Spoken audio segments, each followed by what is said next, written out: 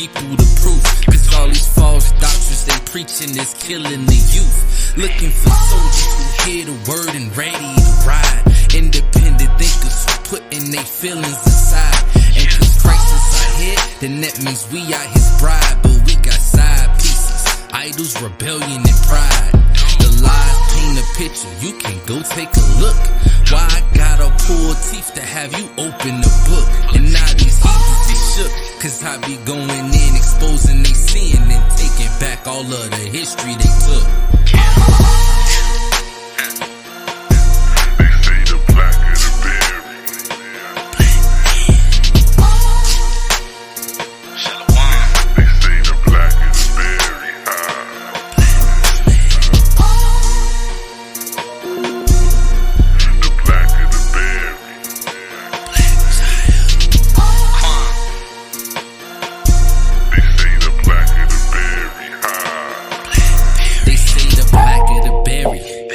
Sweeter the juice, I say the older the tree, then the deeper the roots. Melanation in our skin is a blessing. Don't let them tell you different, let them hate, and just focus on the lesson.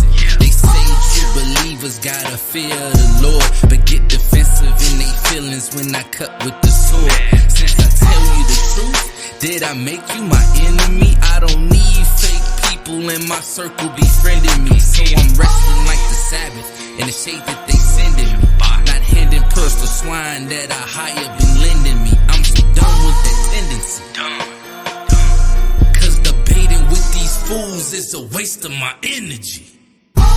Yeah, just cause you pro-black, they say the blacker the berry. don't mean that you gotta be anti-everything else. Yeah, they say the blacker the berry. Show love to your people. Black, white, brown, yellow, green. They say the blacker the berry. We all accept our people if we follow the Most High. Kwam Yasharala. The blacker the berry.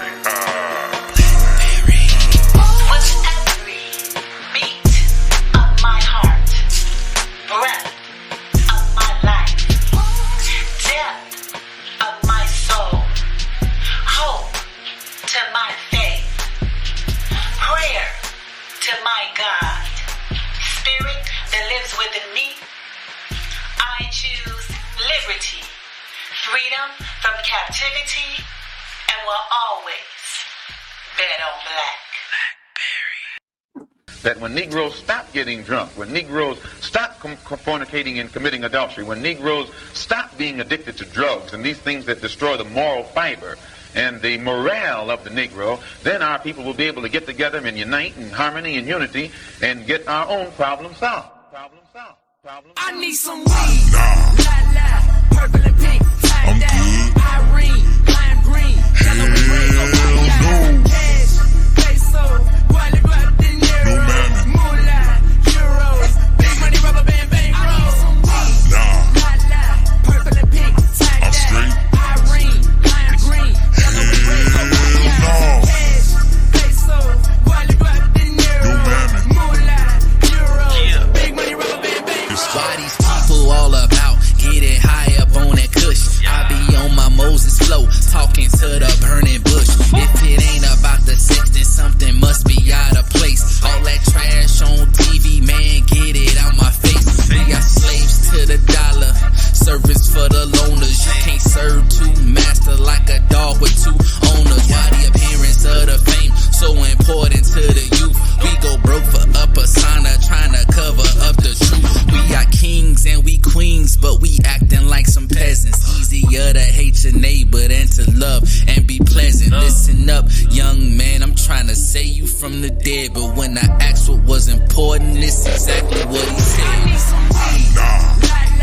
Purple and pink, tie-dye, Irene, lime green, yellow and red, cash, peso, guale, dinero, moolah, euros, big money, rubber band, bankroll. Purple and pink, tie-dye, Irene, lime green, yellow and red, cash, peso, guale, dinero, moolah, euros, big money, rubber band, bankroll. We so unaware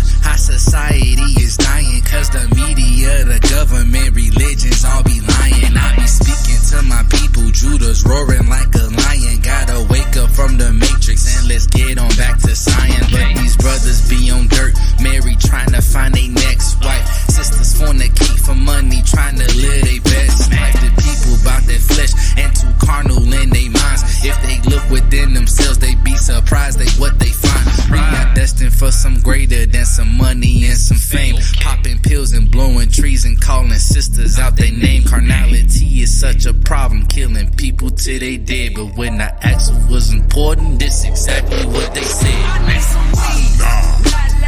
Purple and pink. I'm good. Irene, lime green, yellow and red. Hell no. Cash, peso, wallet grab dinero. No mammy. Moolah, euros, big money, rubber band, bankroll. I need some weed. Nah.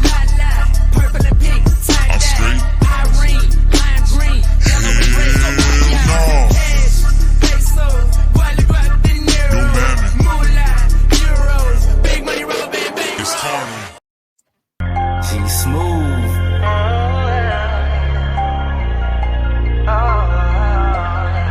It's real, we under a condition. He the physician. We praising the Most High. We worship on the beat. We stay up on them scripts. We take them to the streets. We wake our people up. We not gon' see defeat. And even though we sick, He got that remedy. We praising the Most High. We worship on the beat. We stay up on the scripts. We take them to the streets. We wake our people up. We not gon' see defeat. And even though we sick, He got that remedy. First, let me give all praises to the Most High. Heal the sick, raise the dead, Yasha don't lie. Trying to flee the belly of the beast like Jonah. We got every symptom, viral sin, no Rona. Pride and idolatry, lust and fornication. But Torah's the prescription for self-examination. Setting up the triage, let the Ruach work. Throwing on the scrub surgery like Turk. Cause people be wicked within. They telling you that they your friend. Your enemy be your kin. The only way out of this sin, you know that we gotta repent. Diseases be under the skin. And since the Most High is the holiest, doctor, I'm positive we gonna win. Yeah. We praising the Most High. We worship on the beat. We stay up on them scripts. We take them to the streets. We wake our people up. We not gon' see defeat. And even though we sick, He got that remedy. We praising the Most High. We worship on the beat. We stay up on the scripts. We take them to the streets. We wake our people up. We not gon' see defeat. And even though we sick, He got that remedy. Money is the root of all evil. They trying to kill us off. A long needle, oppression systematic. It's all legal and generational curses. They all lethal. How we know the Most High, we don't know ourselves. How we sending folks to heal but don't go ourselves. Calling folks destructive, bound to blow ourselves. And we preach about maturity but never grow ourselves. Shabbat Shalom, family. It's your boy Solemn Prophet here with Professor S and family, and this is Shabbat Talk. I ain't gonna lie, it's live. It's a little bit more work, but I love the fact that we can have enough space here to get everybody in here. Everybody who want to tune in, everybody who want to be a part of the show can be a part of the show, and everybody who just want to tune in, be in the back, drop a few comments here and there, could do that as well. So I'm grateful to the Most High to have everybody here. First and foremost, all praises to Him. Without Him, we can't do this. Through Him, all blessings flow. So we gotta give Him credit and kudos up front and off top. So with that being said, let's go ahead and get into them shout outs. Shabbat Shalom, everybody on the panel. I'm just going across the line as I see. Shabbat Shalom, Sister Tess and Sister Cindy. Shabbat Shalom, Sister Aaliyah. Shabbat Shalom, Faith Over Fear. I see Kaylee in there. I know Marquita over there. Shabbat Shalom to y'all too. I don't know who all the way over there. I hope Chief Sims is over there. Shabbat Shalom, brother. Shabbat Shalom, Sister Andrea. Sister Andy. Shabbat Shalom, everybody. And Shabbat Shalom to my co-host, my A1 Day 1, Professor S. Shabbat Shalom, brother. How you doing? Hey, Shabbat Shalom, bro. Yo, I'm feeling good. Yeah. Feeling good. I'm doing really well. So I did it this week. This way, everybody kind of got an idea what we were going to be talking about tonight because everything was posted and in anticipation for tonight. Haven't forgotten about Passover. We will cover that. I was counting Shabbat till Passover. We got a little bit of time. I've already started on that breakdown of observing Passover, so don't think I forgot about it. No, and Just, virtually every scripture I would have brought up, you already had on there, man. So. Yeah. Okay. All praises. All praises.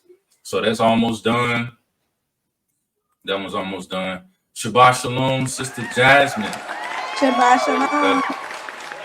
Shabbat shalom. Okay.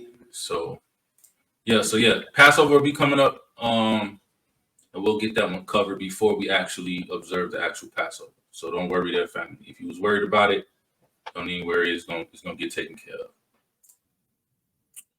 Okay, let's see here.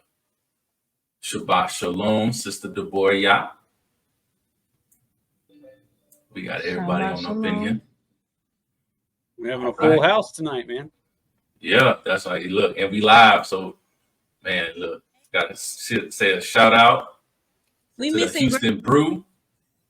Greg said he might not be able to make it tonight. He's fellowshipping with some brothers and some sisters. So I sent them the YouTube link, so they might tune in. But definitely want to give a shout out to my brother, man, the Houston Brew. All of the fly clothing y'all see me in, the fringes, all the brew wear that comes from him, Miriam Apparel. So I want to shout out to him, that brother. I love that brother. So I appreciate you for coming in here. Shout out to Sister Ava. Shabbat shalom to both of you. Glad y'all can make it. So without further ado, we're going to get right into it. Torah portion. And since Brother Greg's not here, I'll kick it off because I know he always kicks it off. Unless somebody else wants to kick it off. I'll give you the opportunity. Okay, I'll kick it off. It's okay. All right. So this week's Torah portion was Exodus chapter 21, verses 1 through Exodus chapter 24, verse 18. And then Jeremiah chapter 34, verses 8 through 34, as well as Jeremiah 33, verses 25 and 26. And then Matthew chapter 5, verses 38 through 42. And Matthew chapter 17, verses 1 through 11. So I won't take too much of the time. I will nothing but love all day long. Shalom, shalom, Aki, absolutely. So I'm gonna just hit a couple points that I wrote down real quick. So in Jeremiah, because I always like talk about the Torah portion itself in the Torah, and then I don't really like comment too much on like the other scriptures that we got. So I kind of focused on those two as well. So in Jeremiah 34, verses 18 and 19, it talks about the splitting of animals, right? And it reminded me of going back in Genesis when Abraham has split the animals. And so we were talking, I think it was either last week or the week before that, we were saying the importance, the symbolic importance of, sealing the covenant with the cutting of the flesh, right? And that's where circumcision come in, because circumcision was a topic of discussion. So I just wanted to hit a couple points here. So verse 18, it says, "And I will give the men that have transgressed my covenant, which have not performed the words of the covenant they had made before me, when they cut the calf in two, right? And passed between the parts thereof, the princes of Judah and the princes of Jerusalem, the eunuchs and the priests, and all the people of the land which passed between the parts of the calf." So that was in Jeremiah, right? And so in Genesis chapter 15, verses 8 through 18, it's talking about back when Abraham was told to do it. So verse 8, it says, "And he said, the Most High Elohim, whereby shall I know that I shall inherit it? And he said unto him, take me a heifer of 3 years old, and a she-goat of 3 years old, and a ram of 3 years old, and a turtle dove, and a young pigeon. And he took unto him all these, and divided them in the midst, and laid each piece one against another, but the birds divided he not. And when the fowls came down upon the carcasses, Abraham drove them away. And when the sun was going down, a deep sleep fell upon Abram, and lo, an horror of great darkness fell upon him. And he said unto Abram, know of a surety that thy seed shall be a stranger in a land that is not theirs, and shall serve them, and they shall afflict them 400 years. And also that nation whom they shall serve will I judge, and afterwards shall they come out with great substance. And thou shalt go to thy fathers in peace. Thou shalt be buried in a good old age. But in the 4th generation they shall come hither again, for the iniquity of the Amorites is not yet full. And it came to pass, when the sun went down, and it was dark, behold, a smoking furnace and a burning lamp that passed between the pieces. Right? And that same day, the Most High made a covenant with Abraham, saying, unto thy seed have I given this land from the river Egypt unto the great river, the river Euphrates. So you see, in Jeremiah, cut the animals, split it in two, pass in between. Same thing in Genesis, cut the animals in two. Most High came and split the animals, right? And then the last part of that was in Leviticus chapter 1. There's 2 verses. So Leviticus chapter 1, verse 6 and verse 17.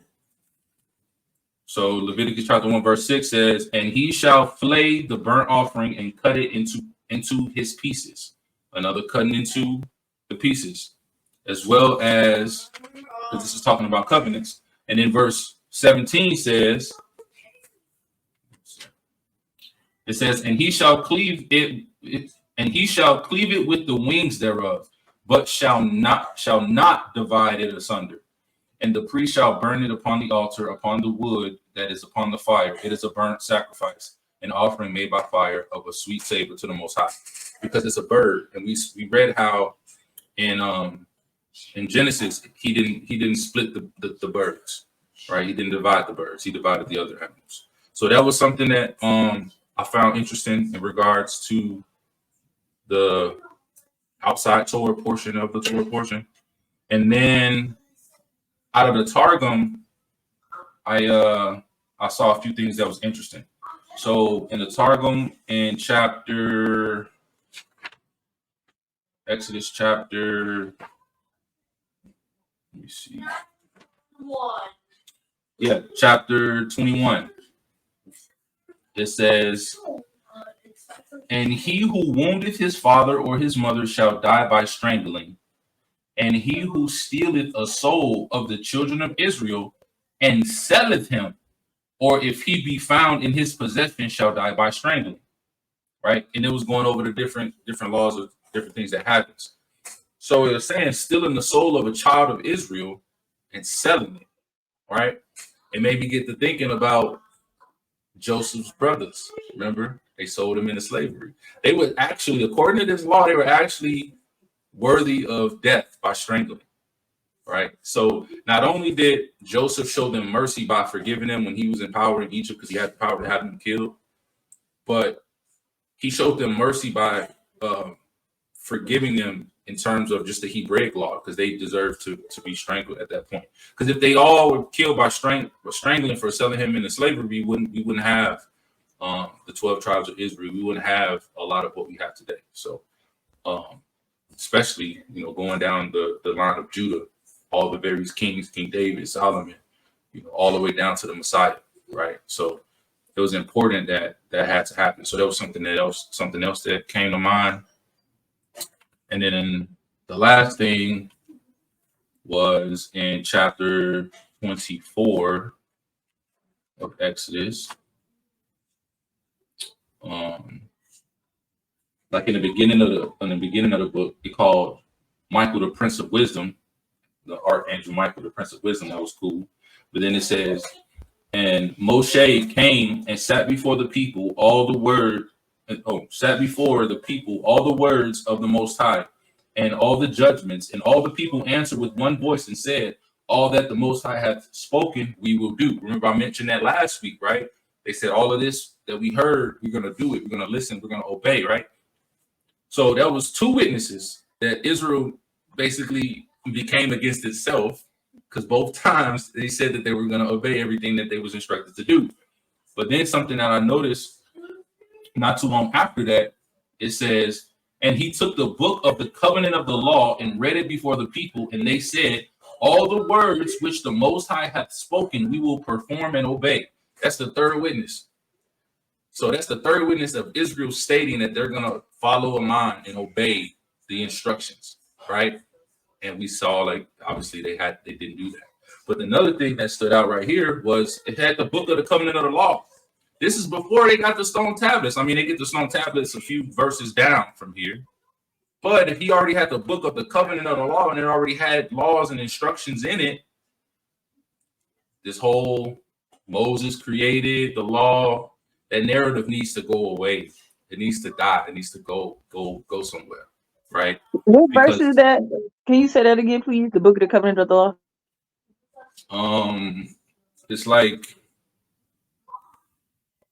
because the Targum got verse numbers, so it's like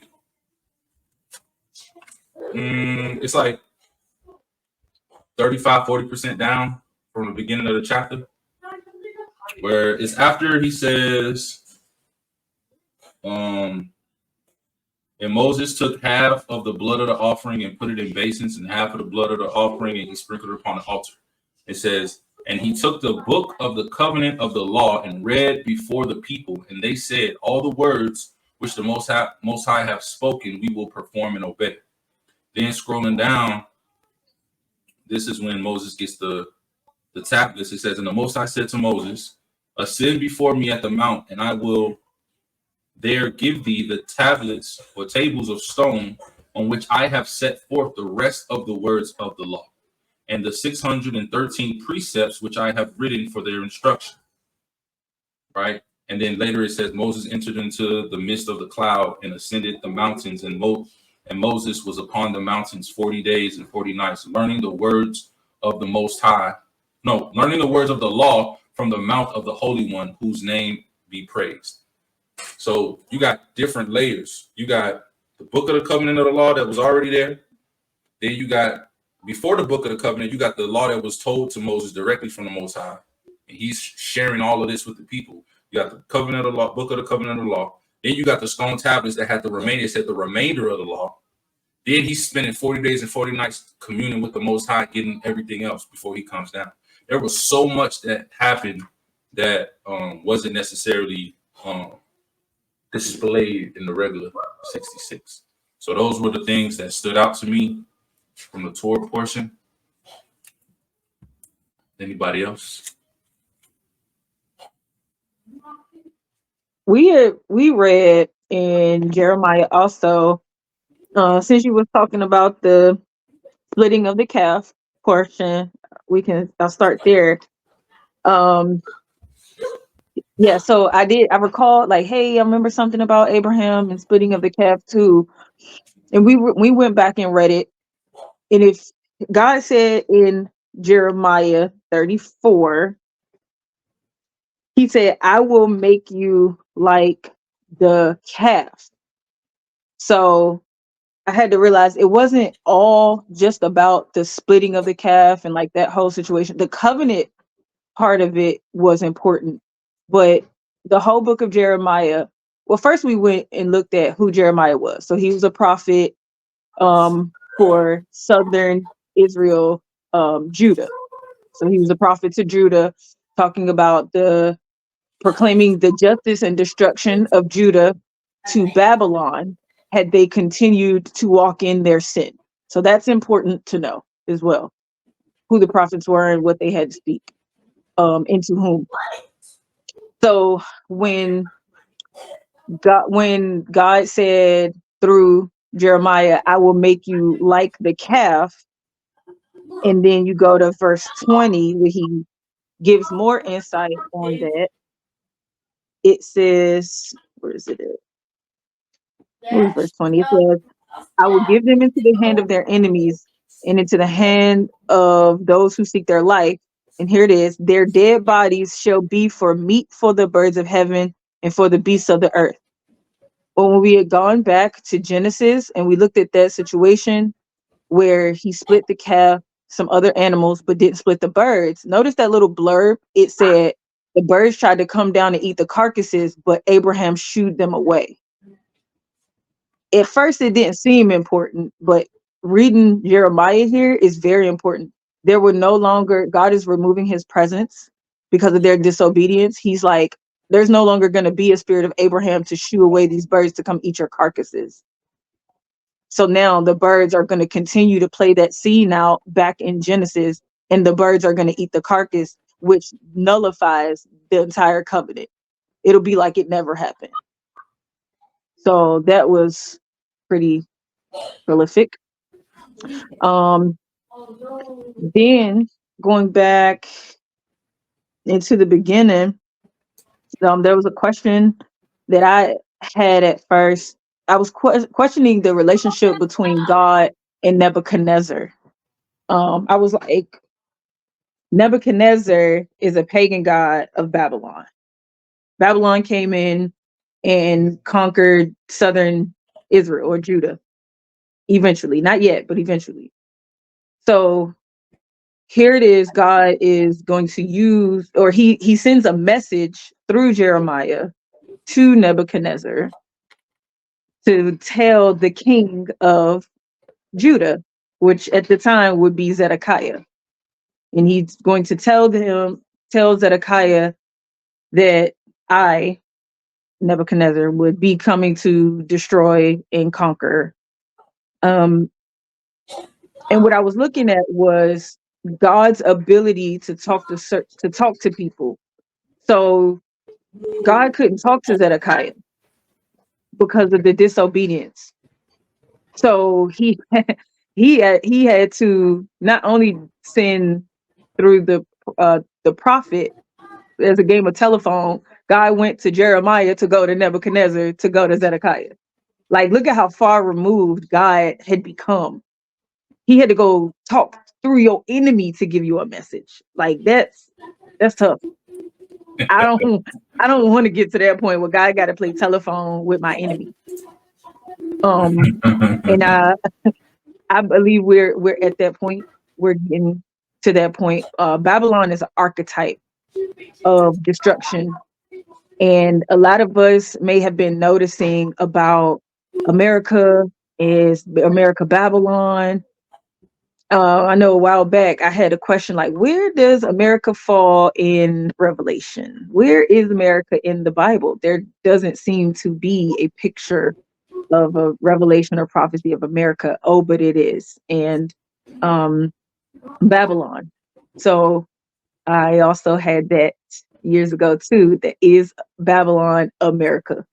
And I do think it is. And it was so much seen in this Jeremiah here that it even came to that. So I just want to spread to us preparation, if I haven't said it before, because it's the time this Jeremiah prophecy I felt spoken to. I felt like it was speaking to us right now in America. We all know like the world is getting bad and we're living in the end times. Newsflash, we've been living in the end times since Messiah died. Like that's literally what the end times mean. Day one of Messiah's death was end times. But we are closer to his coming. And every day, also logically, every day that the world goes on, we are coming closer to his return. But now more than ever, we as a people need to be serious in our walk, and we need to be serious in our learning, even though we're starting from the beginning in preparation, because this message that was spoken through Nebuchadnezzar to Judah, I felt that being personal to us in America. So let's just shape up. Let's be serious. We may say, oh, we got time. We don't know how much time that we have individually. That's our warning of preparation to everybody that's listening in today. Let's take heed and walk with God with all our heart, mind, and soul. Amen. Absolutely. And as you can see the banner going across the bottom of the screen. It is because of these things that we have the coalition put in place anyway. So if you are preparing for the end times and you want to join a body of like-minded individuals, definitely hit up that email, contact us, and we will talk about next steps. As you can see, well, you probably can't see it right now in my because you can't see my name. Where is it? We can see it. Y'all can see it? I couldn't see it on my screen. There you go. See? Right there in my name. If y'all serious about it, let's make it happen. Let's make it happen. We are here to assist anybody with whatever they may need. But yeah, great point, sis. Or not points, multiple points. Definitely take heed to warnings. And we are definitely in the last days. Professor S, you got anything you want to say? Yeah, I wanted to go through. I saw that twinkle in your eye. Right. Yeah, I wanted to go through Matthew 5:38 through 42. Because it's really important. Lots of times, I know we've touched on this in other Shabbat talks, but lots of times people think that Messiah was nullifying the Torah, right? And he says here in verse 38, ye have heard it said, or heard that it hath been said, an eye for an eye and a tooth for a tooth. But I say unto you that ye resist not evil, but whosoever shall smite thee on thy right cheek, turn to him the other also. And if a man will sue thee at law and take away thy coat, let him have thy cloak also. And whosoever shall compel thee to go a mile, go with him twain. Give to him that asketh thee, and from him that would borrow of thee, turn not thou away. Very, very important stuff here. In verse 41, it says, whoever shall compel thee to go a mile, go with him twain. There was actually, at the time, Israel was under the rulership of the Romans. They had Roman centurions all over the place, garrisons everywhere. And a Roman soldier at the time, it was a law that a Roman soldier could force anyone to carry his bags for a mile, right? And but they couldn't make him go any further than a mile, right? And so they would particularly like to do this on Sabbath. So when Israelites were not supposed to be carrying any burdens, they would force them to carry their bag for a mile, right? And they thought of it as like a, just mocking them and forcing them to do stuff that they didn't think that they believed they shouldn't be doing, right? And Messiah says, if someone compels you, or forces, right, compels you to go with them a mile, go with them two. So he was saying, regardless of what's going on, you should always go the extra distance. Do more than what people expect.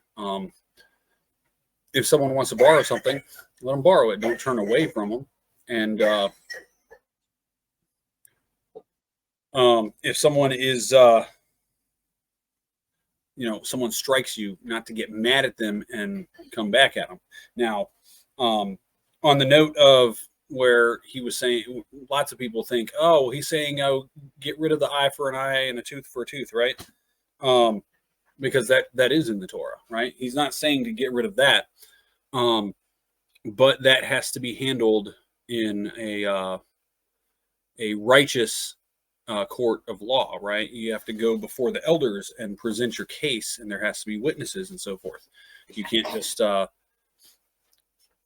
just return it back to them without having gone through the proper procedure, which is laid out all through the Torah. So exactly, and they will pass judgment on what's going to happen to the individual, not you. Yeah. Great Yeah, point. yeah. We don't want to be taking that into our own hands, right? When something like that does take place, it's not up to us to take that into our own hands. It's we bring that before the elders. Absolutely, because the part of that we covered last week in the loving your enemy Shabbat talk topic. But even before that, we talked about a lot of the things that Messiah was saying. That's why he would say, "You have heard it said," right? Because he's saying you have heard it said. You got to understand his audience and who he was talking to. He was talking to the people that was present there who were under the influence of the teachers of the law, of the scribes and the Pharisees, and they were teaching or speaking the law, but they were adding things to it. So that's why he was elaborating, like, you have heard it said, but I'm telling you, this is what the Torah actually states. That's why when you go back to Matthew 5:17, when he says, I did not come to do away with the law, to destroy the law, depending on your translation, right? He said, but to fulfill means to teach the law as it should be taught. You have heard it said, eye for an eye, tooth for a tooth. You have heard it said, love your neighbor and hate your enemy. But I'm telling you, that's not what the Torah states. Let's get back to the Torah. This is the real. This is what it really means. Yeah. This is what it really means, right? When it comes to loving your neighbor, you're also supposed to love your enemy and treat them with respect. Obviously, it doesn't take your ability to defend yourself, but all throughout the Torah, and this isn't a New Testament concept. That's the whole point of why we had the last Shabbat talk, was to show you in the Old Testament, right, that the Old Testament stated, if you see your enemy's ox, you're supposed to take care of it. If it goes astray, you need to bring it back to your enemy. This is your enemy, right? And then in regards to when the Messiah said, eye for an eye, tooth for a tooth, like Professor S just stated, you're supposed to have to take that individual to the elders, have a court proceeding in a Hebraic court of law, and then let them pass judgment as to what happens to the individual. And the Torah stipulates what are the consequences for said actions, right? Not you just, oh yeah, that's why he said, if somebody slaps you on one side, turn to him the other cheek and let him slap you on the other side. And everybody's like, that's a contradiction. It's not. Go back to the Torah and reread what it says, and then take what the Messiah says and put them up hand in hand. They're not contradictions of each other. That's why he keeps saying, reiterating, you have heard it said. So great point, brother. Great point. Anybody else had anything that came to mind that they found interesting in this week's Torah reading? I had a question. I wanted to know what do you think the significance is of the number? I'm sorry, sis. I can barely hear you. Oh boy. When Moshe went up into the clouds to get the tablets, he was there for 40 days. When Yahusha fasted, he fasted for 40 days. What do you think the significance of 40 days, the number 40? Do you think it has a meaning? Did I hear you correctly? You said Moses went up for 40 days and the Messiah was in the wilderness for 40 days, and you were asking what's the significance of 40? Yes. Okay. I think in regards to parallel, right? There's symbolic a symbolic comparison between Moses and the Messiah. Now, the number 40 could have some type of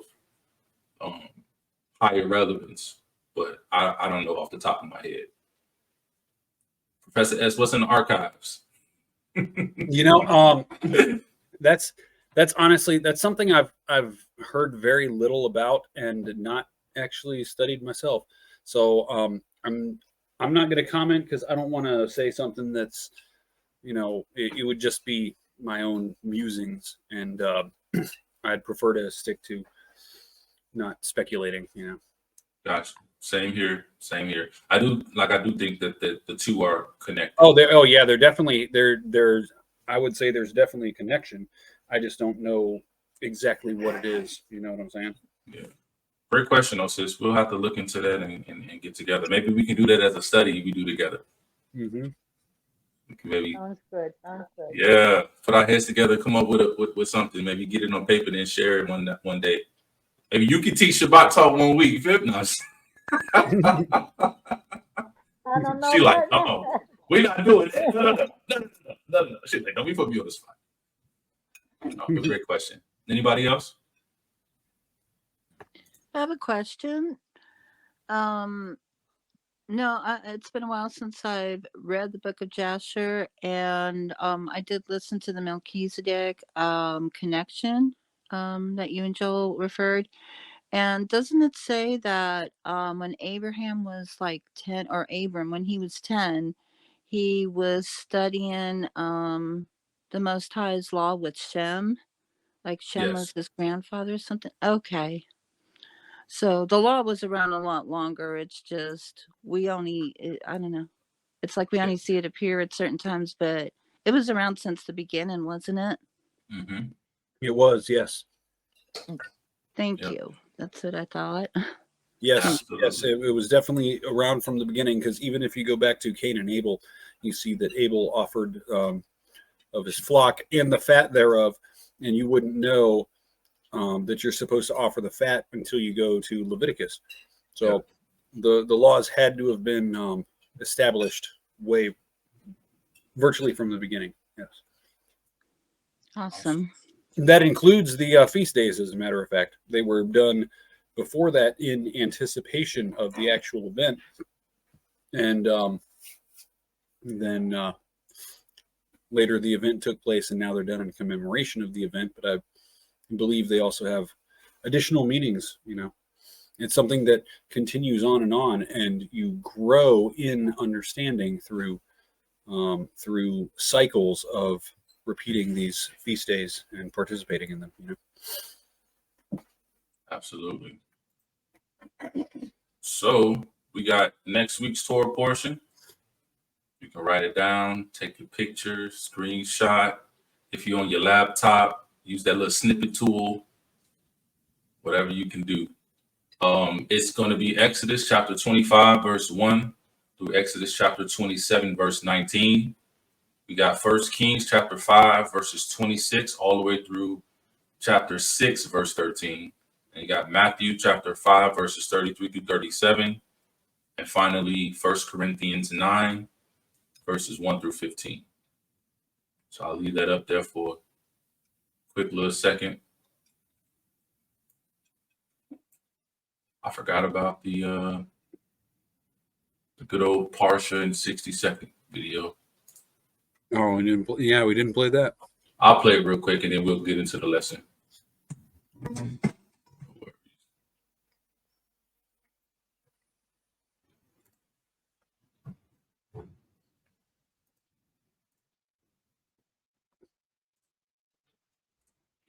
All right, let me go ahead and share this.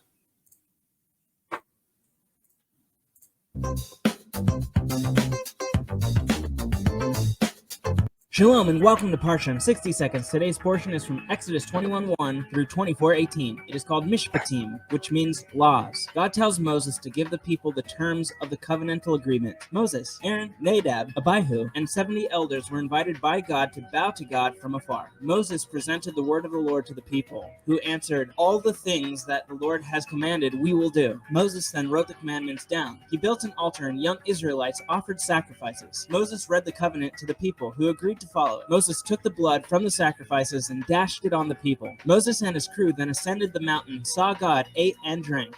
God told Moses to come up the mountain to receive the tablets of stone which contained the commandments. Moses and Joshua arose, and Moses ascended Mount Sinai, leaving Aaron and Hur in charge. A cloud covered the mountain, hiding the presence of the Lord for 6 days, appearing to the Israelites as a fire on top of the mountain. Moses went inside the cloud and remained on the mountain 40 days and nights. And that is Mishpatim in 60 seconds.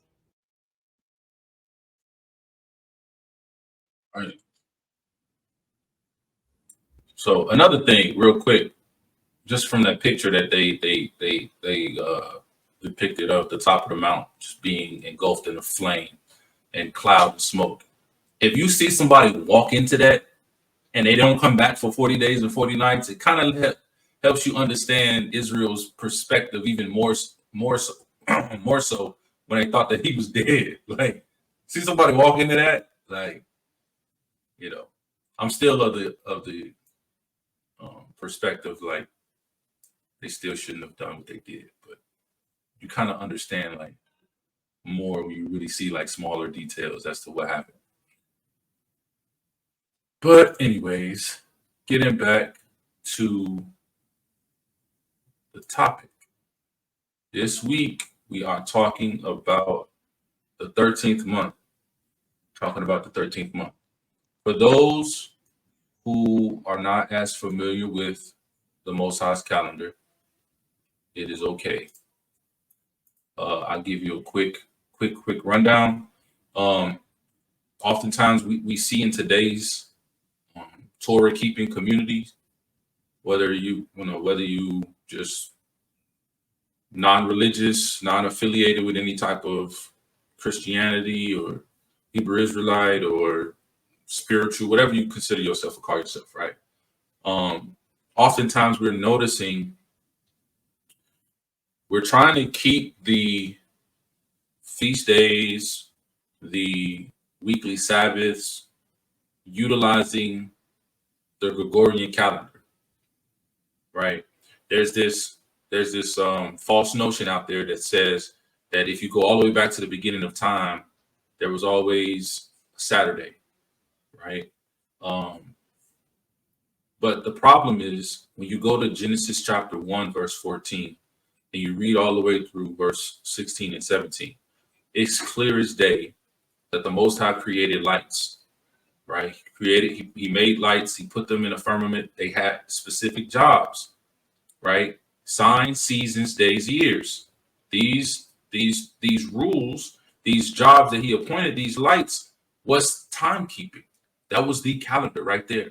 So if it incorporates the sun and it incorporates the moon and the stars, then whatever calendar that we must be, utilizing as the foundation of our, holy day observance has to incorporate those things too, right? And so the Gregorian calendar should be really faulty in a lot of people's eyes. I don't know why it's not. I get it's been highly accepted, but it's only less than 500 years old. It was created in 1582 AD by Rome, and we already know Rome, super pagan, polytheistic. They got roots in everything, right? Especially like the RCC, but we ain't gonna get into all of that. But basically, it's brand new calendar. So how are we keeping ancient? When I say ancient, I'm talking about ancient holy days, feast days, and Sabbaths with a brand new calendar. That's first red flag. Second red flag is the Gregorian calendar itself is a solar calendar, meaning its entire structure is focused firmly around the sun itself. We know that Rome were sun worshipers, right? They worship the sun, so it makes sense why they would convert the original Roman calendar, the cluster of Roman calendars, which were lunar calendars. They converted it to the solar timekeeping aspect with the Julian calendar. That was the first one. Then a Julian calendar evolved into the Gregorian calendar, but it's solar. The Most High gave us the sun and the moon, so you got to have both. So that can tell you right out the gate that the Gregorian calendar, you can throw that out. If you follow the moon, right, and solely on the moon. So if you're just using a lunar calendar, you're missing the aspect of the sun. It has to incorporate both, right? So pretty much that's why, a lot of the calendars that are popular aren't actually accurate. And that's why you find yourself, when you follow the Gregorian calendar, you can never keep the Sabbath according to how the Most High kept it. You can give whatever example, you can give whatever excuse you want to give. If you look into the scriptures and it says, on this date of this number month, this happened, and then you go and say, I'm keeping the correct calendar, but then you go on that date of that specific number month and it's not lining up, there's nothing.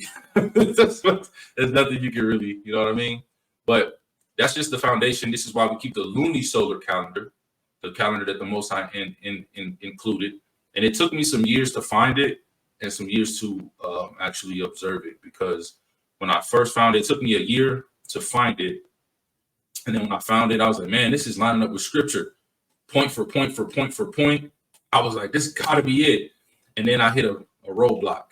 And that roadblock was a serious roadblock for me because it took me a year to figure it out. And that was every 3 years or so, there was a 13th month added, right? And I couldn't find it in scripture where I was at, studying in scripture at the time. And it took me another year to actually find it. But since then, we have confirmed the 13th month, and that's what we're going to go over with today to show why the Luni-Solar Calendar not only is the correct calendar, right, to keep and observe, to use for the Shabbats and the feast days, but that the 13th month, which is, I would say, the first or second most criticized aspect of the calendar. It depends on who you're coming from. I've heard people criticize the 13th month extremely. I've heard people go after the Sabbath being on the 8th, the 15th, the 22nd, and the 29th, because they're stuck on this 7-7-7-7. So they think 7, 14, 21, 29. Those are like the main two. But we've covered all of that in the past, but I wanted to go in a deep dive about the 13th month. So let me go ahead and pull this up. Give me 1 second.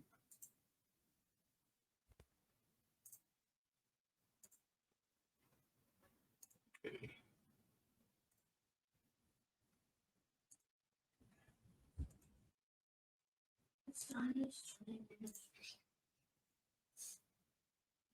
All right, so hopefully y'all can see that. I got the text nice and big. It's not for y'all. I know y'all eyes are good. Y'all got that 20/20. I'm not. I have to blow it up. I need to put it on that 150% so I can see. Okay. Hey, bro, I got these. I got some problems seeing too. So you should see how thick these glasses is. You know what I'm saying? From the side, y'all see it from the front. You know what I mean? No, yeah. But yeah. Hey, So I'm sorry. Is it any way you can remove the banner confirming? Oh yeah. My bad. Okay. Yeah. Move the banner. There we go. It should be gone. And let's get to it. So, like I said, I already gave this. I ran into dead ends because I ran into the 13th month. And it seemed like it was like you need a 13th month to make this calendar work. Kind of like came from like the calendar was man-made, right? So I wasn't going to adopt the calendar without hardcore evidence. And so today we're going to go over not only some hardcore biblical evidence, but some hardcore numerical evidence as well.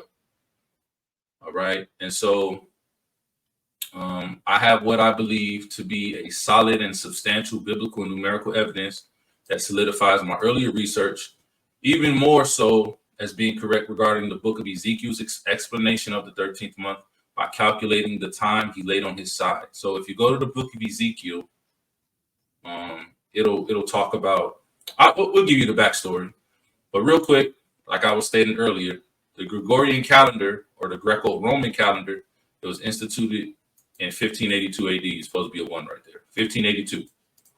Before that was the Julian calendar. It was instituted in 46 BC. And before it was the Roman calendar, but that was really a series of calendars. It was like between 7 to 12 calendars that they had instituted throughout that time, going all the way back to 728 BC. But what did civilization use before these calendars, and why do they keep switching? That's a question we should all be asking. Whether or not you keep the Luni-Solar, right? You might be keeping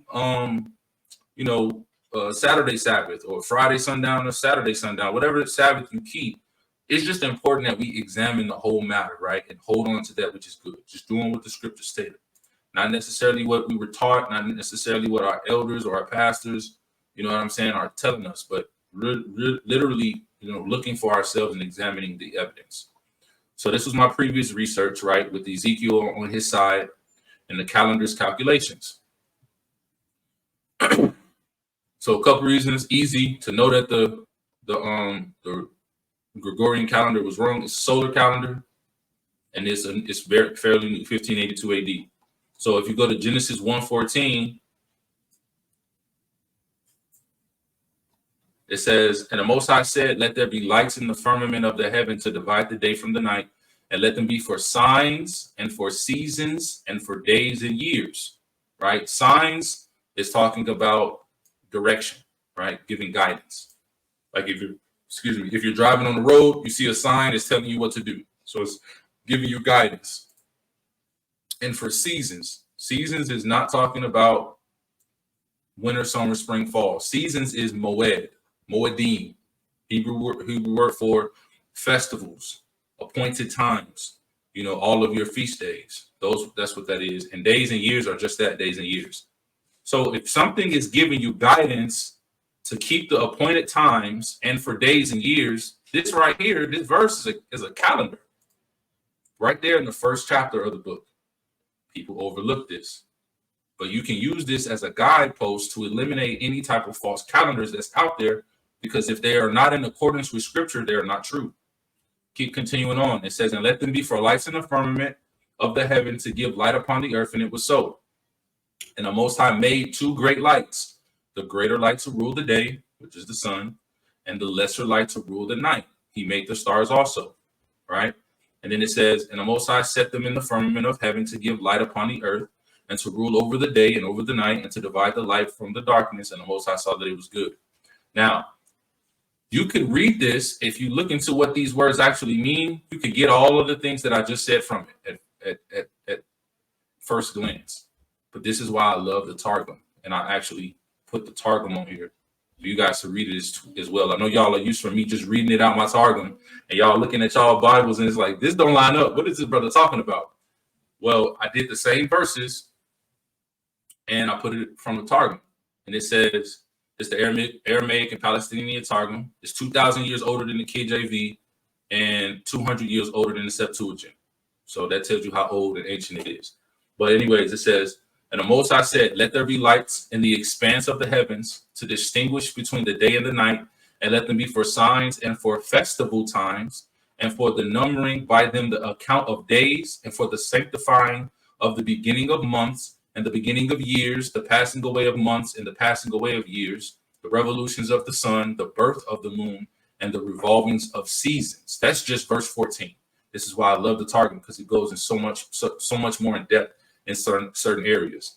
Verse 15, and let them be for luminaries in the expanse of the heavens to give light upon the earth, and it was so.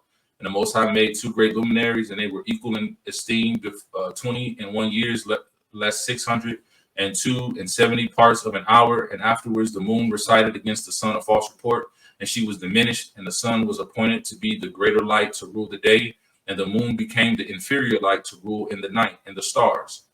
And the Most High ordained them unto their offices, and the expanse of the heavens to give forth light upon the earth, and to minister by day and by night, to distinguish between the light of the day and the darkness of the night. So, okay. So did the Most High solely use the sun to count the days and years? Did he create the heavens and the earth in 1582 AD? No, he did not. So we're using that calendar from 1582 AD to keep all of these things that he established in the beginning. So I said, now I've examined multiple other calendars, and a lot are not on this list, such as the Mayan, Incan, Babylonian, Aztec, and many others. But for time, we'll stick to a few.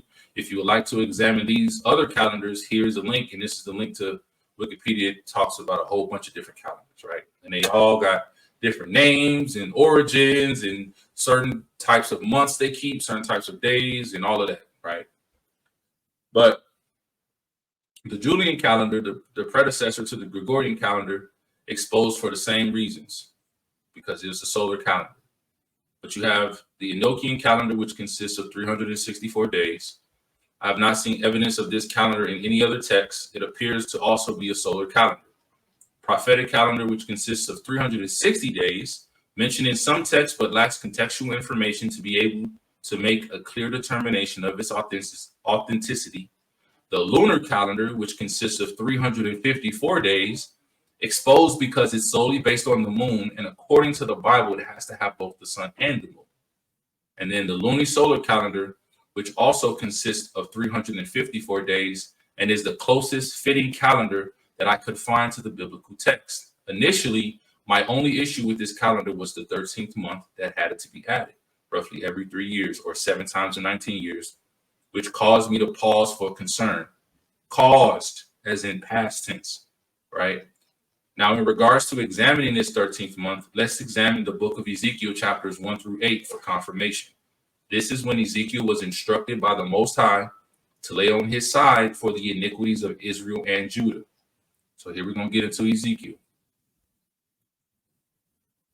So Ezekiel chapter 1, verses 1 and 2, it says, "Now it came to pass in the 13th year, in the 4th month, in the 5th day of the month, as I was among the captives by the river of Chabar, and the heavens were opened, and I saw visions of the Most High. In the 5th day of the month, which was the 5th year of King Jehoiachin's captivity," and then, we're going on, goes on. So it gives a note here, right? Note, Ezekiel 1 and 1 through, Ezekiel chapter 1, verses 1 and 2 gives a date, 5th year, 4th month, 5th day. Pull straight from here, 5th year, 4th month, 5th day. Right? So keep your eye on this on these notes that I wrote right here. You might want to write it down in whatever notepad you got. 5th year, 4th month, 5th day. Moving on to chapter 3, verse 14 through 16. It says, "So the Spirit lifted me up and took me away, and I went in bitterness in the heat of my spirit, but the hand of the Most High was strong upon me. Then I came to them of the captivity at Tel Aviv, that dwelt by the river of Chabar, and I sat there and remained there astonished among them 7 days. And it came to pass at the end of the 7 days that the word of the Most High came unto me, saying," blah, blah, blah, blah, blah, right? Well, this note says that he was astonished for 7 days. So we got to keep that into consideration, because we're going to come back to these dates. All of this is very significant. Chapter 4, verses 5 and 6, it says, "For I have laid upon thee the years of their iniquity, according to the number of days, 390 days. So shalt thou bear the iniquity of the house of Israel." So he's going to lie on his side for Israel's sake 390 days. "And when thou hast accomplished them, lie again on thy right side, and thou shalt bear the iniquity of the house of Judah 40 days. I have appointed thee each day for a year." So 390 here and 40 here. And that's what we got right there. So I said, follow me now. I'm just laying the groundwork for the dates and times here, but y'all want to keep notes of these numbers. So 390 and 40 adds up to 430, right? 430. Now, if you go back to Ezekiel 8, or if you go to Ezekiel 8 and 1, it says, "And it came to pass in the 6th year, in the 6th month, in the 5th day of the month, as I sat in mine house, and the elders of Judah sat before me, that the hand of the Most High Elohim fell there upon me." Now, before we go, you can go and read all of the whole chapter of all of these areas of Ezekiel. I'm not cherry picking to form a narrative. I was literally cherry picking to save time instead of reading the entire chapters. But on your own time, go and read all of these chapters for yourself. I'm going through to show you at one date that was given, right? This is what happened. This is what he did. This is the instruction that he was given. And then at the second date that was given, we see that it's the end of everything. So it is confirmed that since the text says that he was sitting in his house with the elders of Judah before him, that his time of laying on his side has come to an end, right? No, Ezekiel 8 and 1 gives a date, 6th year, 6th month, 5th day, right? Which means that the difference between the first date, adding the 7 days, to the final date is 1 year, 1 month, and 23 days. If you consider 30 days per month, because the Luni-Solar Calendar has roughly 29.5 days each month. So if we test all of the previously mentioned calendars against the dates outlined in Ezekiel, there's only one that lines up mathematically. So I break it down. because I want to make this as plain as I can possibly make it. This was the first date that they gave us. That's why I said keep an eye out on these dates that's given. 5th year, 4th month, 5th day. And what we just read in Ezekiel 8:1, 6 years, 6 month, 5th day. Simple math. 6 minus 5 is 1. 6 minus 4 is 2. 5 minus 5 is 0. Right? Same thing. Now you got to deduct the 7 days he was astonished. Because it said he was astonished 7 days. So 1 year, right? 30 days approximately in a month. 30 minus 7, right? So you have, because we have 2 months remaining. So you keep that 1 month, and then the second month of those 30 days, you minus the 7, and it leaves you with 23 days. That's how we ended with what we came up with right here. 1 year, 1 month, 23 days. Is everybody on the same page right now before I move on to the second part? Because I don't want nobody to be confused.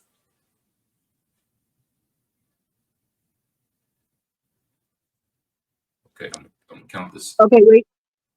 Just can you do a quick recap? What are you doing? What's the purpose of 120? Okay, so this one right here represents the year, because the difference between the 6th year and the 5th year is 1 year, 1 year's time.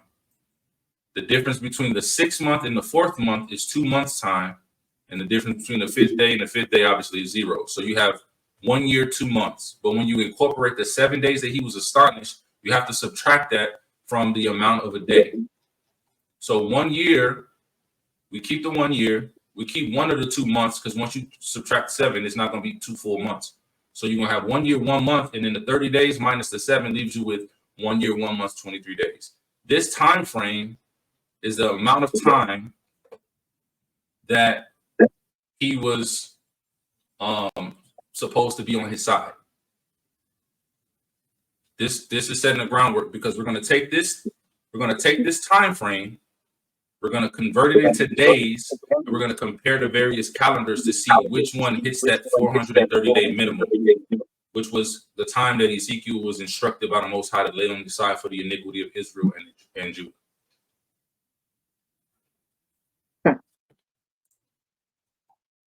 Okay, so remember the difference is 1 year, 1 month, 23 days. Also, remember adding this time frame in number of total days to each calendar should add up to at least 430 days, because that's how long he was told to lay on his side. So let's break it down. Solar calendars, you got 365 days in a year, like the Gregorian, the Julian, on all of those types of calendars. So this is 1 year. This whole column stands for 1 year of the various calendars. 30 is the 1 month. And even if you add 31, it's not going to make a difference. Trust me, after we finish it. And then these are the 23 days for this, the 1 year, 1 month, minus the 7. That 30 minus 7 is 23. So 365 plus 30 plus 23 equals 418. Even if you do 31, it'll be 419. This doesn't equal 430. Throw it out. Now let's go with the Enochian calendar. 364 plus 30 plus 23. It gives you 417. It don't equal 430. Throw it out. These calendars couldn't be used because they don't add up. The prophetic calendar, 360 plus 30 plus 23. 413. Negative. The lunar calendar, 354 plus 30 plus 23. It's going down, 407. Now the Luni-Solar, 354 plus 30 plus 23 is the same as the Luni-Solar is the same as the lunar. However, it's without the 13th month. The 13th month is an additional 30 days. 30 plus 354 is 384. So 384 plus the 30 plus the 23 is 437. This is the only calendar that aligns. So the Luni-Solar with the 13th month is the only calendar that lines up with the book of Ezekiel's 430-day minimum requirement. Right? It has 437. Now, remember earlier when I said that we would get back to the text before in regards to when he ended his time on his side and had the elders of Judah before him. Let's look back at the scriptures. Because when I originally looked into it, I wanted to see when it said sat, when he sat up in his house. I wanted to see what that word truly meant because I was skeptical, right? I was skeptical. But when you look into this, to Ezekiel 8:1, he says, as I sat in mine house, right? And the elders of Judah. The word used here for sat is the Hebrew word yashab, which means to sit, confirming that he indeed was no longer laying down. Bam. Yashab, Strong's Concordance number 3427. To sit, to sit. When I first looked at this, I saw the to sit, but I was more focused on the remain and the dwell aspect because I'm like, what if it just meant that he was just living in his house? So this isn't giving me firm confirmation. And that's where I stopped and I said, I can't accept the calendar. But that's why this lesson has two parts. Because the first part is showing you kind of how I was weeding out other older calendars and eliminating the stuff that didn't make sense. And then I got to this part, it was like, oh, the numbers do match up. But I was stuck on this translation. But then as we go through the second part, you're going to realize why I'm like, oh, yeah, it really did mean to sit. Because we have to go over the second part. They say men lie, women lie, but numbers don't lie. Well, in this case, we know the scriptures don't lie, and they are partnered with the numbers to provide the evidence to confirm the 13th month. This concludes this portion of the study. Now we'll proceed to the second part. So remember, I hit this wall before, and it slowed me down, and it took a whole nother year for me to find out this new information. So the more recent research, Enoch and the calculation of the heavenly luminaries. So as I've already stated in my previous study that the Luni-Solar Calendar is the most biblically accurate calendar as it was instituted in the beginning of creation of time as we know it. We have already covered its validity in past studies, and we have confirmed the legitimacy of the 13th month according to the book of Ezekiel above. Now let us look further. Let us further cement the Luni-Solar and the 13th month by going into the book of Enoch. So in the book of Enoch 72 and verse 32, the solar year has 364 days. We'll get clarification for this in Jubilees as well. It says, on that day, the night shortens and becomes 9 parts, and the day 9 parts. Then the night becomes equal with the day, and the days of the year add up to exactly 364 days. I bet 364. Go to Enoch 74, verses 10 through 13. The sun is ahead of the moon, a total of 50 days and 5 years. Verse 10. If 5 years are combined, the sun gains 50 extra days. Consequently, one of those 5-year gains, and when it is completed, it turns out to be 364 days. So in 1 year's time of 5 years, so in total of 5 years, it gains 50 extra days. This is going to make more sense as we go. The gain of the sun and of the stars turns out to be 10 days. In 3 years, 10 days every year add up to 30 days. And the moon falls behind the sun and the stars for 30 days. So the moon is slower than the sun. It falls behind the sun a total of 10 days per year. 10 days per year. In 3 years, 10 days every year add up to 30 days. So the moon falls behind the sun 10 days each year. So in 3 years, it is 30 days behind. This is why in 3 years, you have an additional 13th month of 30 days. But we're going to prove it. And they bring about all the years punctually, I'm going to just say this, punctually, so that they forever never gain upon nor fall behind their fixed positions for a single day.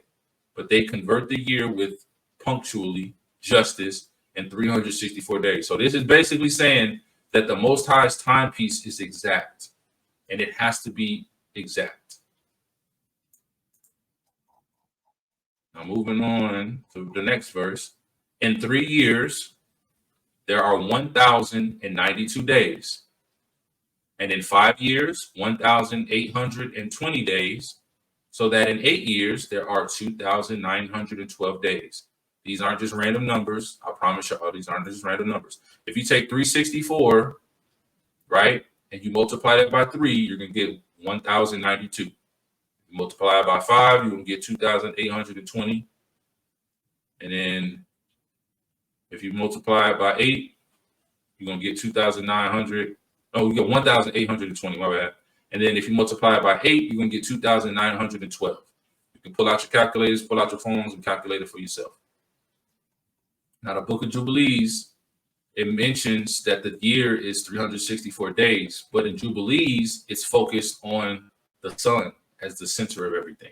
Only mentions the sun for signs and seasons and years, which does not align with the Bible, Genesis 1:14, since it leaves out the moon for a calendar, but gives evidence that a 364-day year is solar.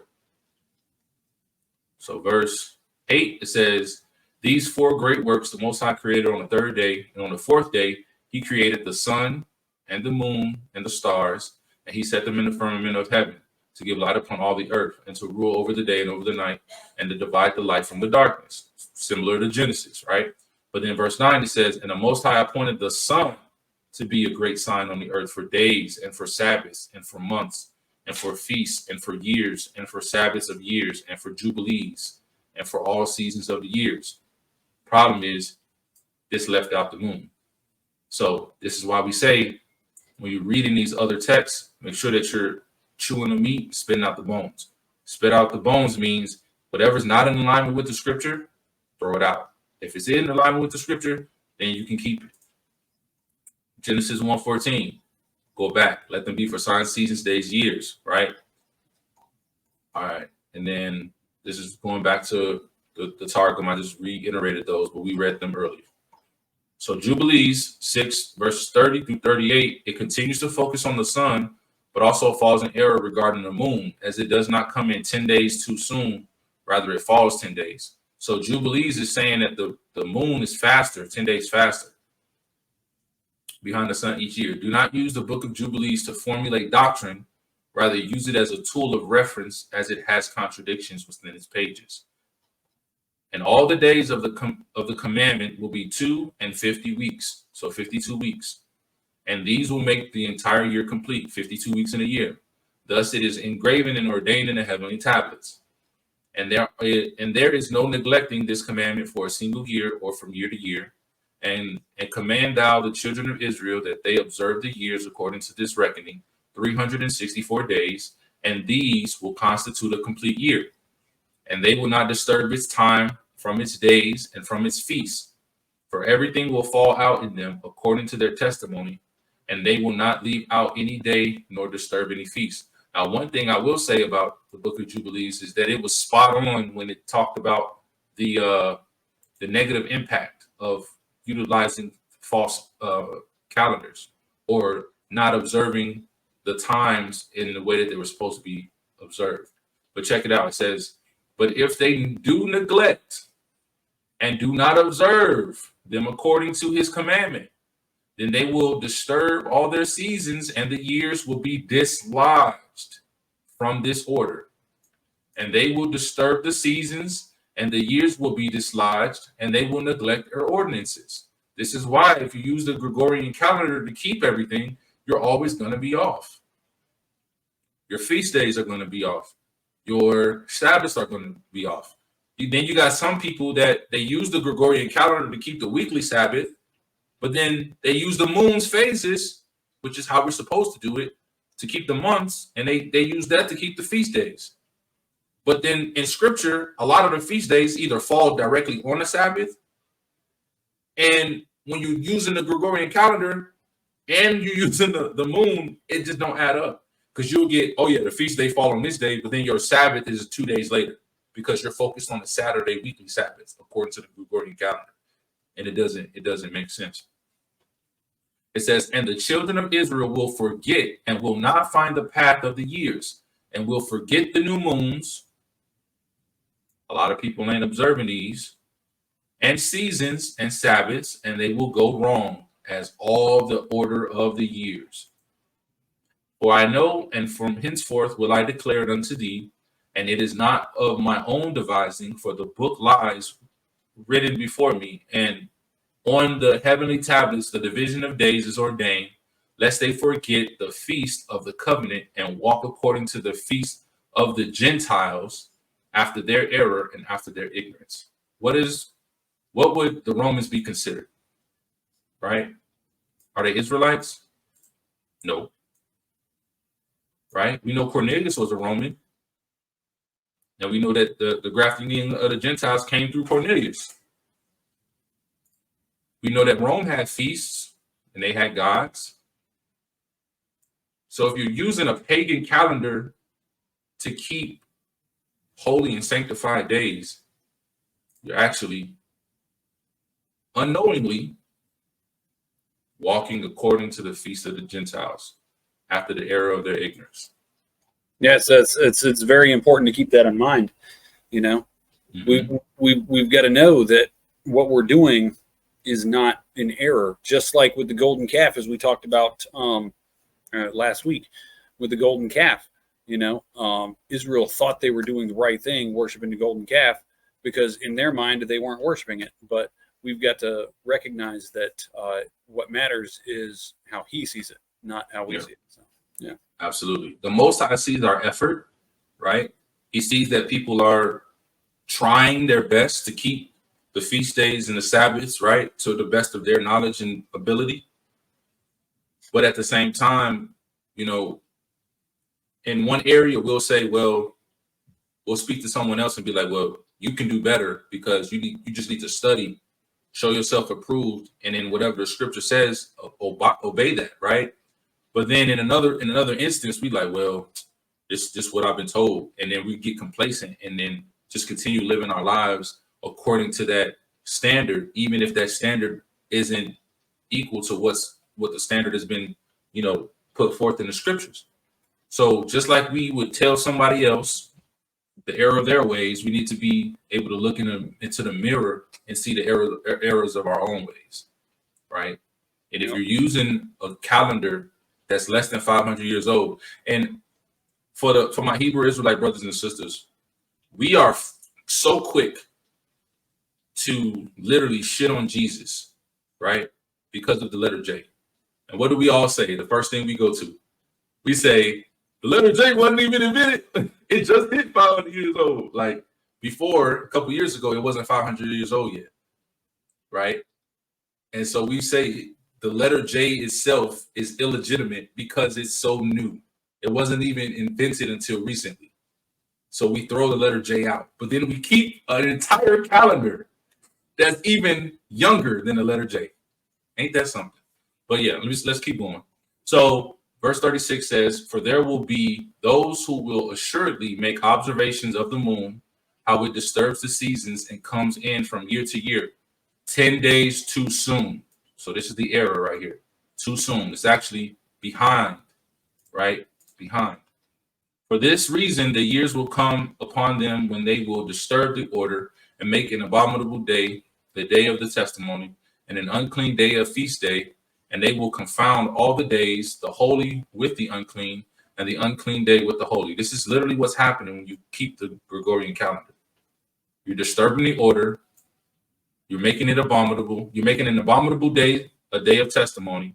You're turning an unclean day into a feast day, right? You're confounding your days. You're mixing the holy with the unclean and the unclean day with the holy day. Yeah, that's exactly what's going on, and it was all intentional to get us out of our natural cycles. You know? Yeah. For they will go wrong as the months and Sabbaths and feasts and jubilees. It's right there. It's right there. For this reason, I command and testify to thee, that thou mayest testify to them. For after thy death, thy children will disturb them. Who is thy children? The generations afterwards, right? This is us. This is us. The future generations, so that they will not make the year 364 days only. What do we say? According to the Gregorian, how many days is in a year in the Gregorian calendar? 365. There you go, right there. It's right there. Right? And for this reason, they will go wrong as to the new moons and seasons and Sabbaths and festivals, and they will eat all kinds of blood with all kinds of flesh. I didn't highlight this because we weren't talking about the diet of modern day people, but this is true as well, right? Now, another witness is in the Dead Sea Scrolls, the fourth quadrant, section 319. This is the calendric signs text. It confirms that the lunar years are 10 days shorter than the solar years. So in 3 years, there's a difference of 30 days. This is also confirmed in the book of Enoch, which we just read. It says it represents a calendrical system based on the weekly rotation of the 24 priestly courses during a 6-year period and constructed into 6 consecutive jubilees, i.e. 294 years. The sign which recurs in every 3 years probably identifies the years in which the shorter lunar year of 354 days is supplemented by means of the intercalation of an extra month of 30 days. An extra month of 30 days. 3 times 354 plus 30 equals 1,092 to equal the length of 3 solar years of 364 days each. 3 times 364 is 1,092. Paleographically, the manuscript is dated to the first half of the 1st century BCE. So going from there back to Enoch, Enoch chapter 78, verses 12 through 16, it says, the moon separates the lunar year. This is my note. The moon separates the lunar year in 4 3-month divisions, further separated into 2 177-day halves, totaling the 354 year. So it says, on the first day, it is called the new moon, because on that day, the illumination begins to set upon it. These illuminations are completed with exactitude. That's why I say the Most High's calendar is exact. It's perfect. On the day when the sun descends into the west and the moon simultaneously rises in the east in the evening, shining during the night until the sun rises opposite it and it is over against the sun. From the same side where light entered the moon, from there also it gradually wanes until the illumination disappears and the days of the moon expire, right? It's just empty without light. We covered this portion when we covered how the moon actually operates. Keep a new moon day. Is it the full moon or is it something else? We covered that. But the moon coordinates in respect to its days and seasons for 3-month divisions. So 3-month divisions, 4 of them add up to what? 4 3-month divisions. 3 times 4 is 12. So 1 full year, right? The year is broken up into 4 3-month divisions. In the course of its recession, it makes 3 months each in 30 days and 3 months each in 29 days. During this season, it makes its recession in the first period, starting in the first gate, in 177 days. This is the half that it was talking about. In the course of its progression, it appears 3 months each in 30 days and 3 months each in 29 days. So it alternates. Back to Enoch 74. Verses 13 through 17. This shows how the moon falls 10 days behind per year, which is why a 13th month has to be added roughly every 3 years to be completed with precision, as stated in the last verse below. In 3 years, there are 1,000. We already covered this, right? So we read 13, but let's read 14. For the moon, singly in 3 years, its days add up to 1,062 days. So that it falls behind by 30 days in 3 years, because 364 times 3 is 1,092. This one is 1,062. So it's 30 days behind because it's 3 years, 10 days each year. Then it breaks it down even further. It says in 5 years, they add up to 1,870 days, so that it falls behind by 50 days, right? So 1870 plus 50 gives you 1,820 days. So they line up perfectly. And in 8 years, the days add up to 2,832 days. so that it falls behind 80 days in 8 years. And this way, the years are completed with precision in accordance with their fixed positions in the universe and fixed stations of the sun which shine, the gate through which the sun rises and sets for 30 days. So let's break this down on a mathematical level, because numbers do not lie, especially when they are backed by scripture. So the solar year is 364 days long, not 365. That Gregorian mess, you can throw it out. Enoch, the Dead Sea Scrolls, and Jubilees all concur. 364 and all of these different texts. 364. Lunar year, 354 days. 354 days. Enoch and the Dead Sea Scrolls concur. The moon falls behind the sun 10 days per year. Enoch and the Dead Sea Scrolls concur. Jubilees did not concur, but Jubilees is a reference point. A 13th month has to be added. Ezekiel, Enoch, and the Dead Sea Scrolls all concur.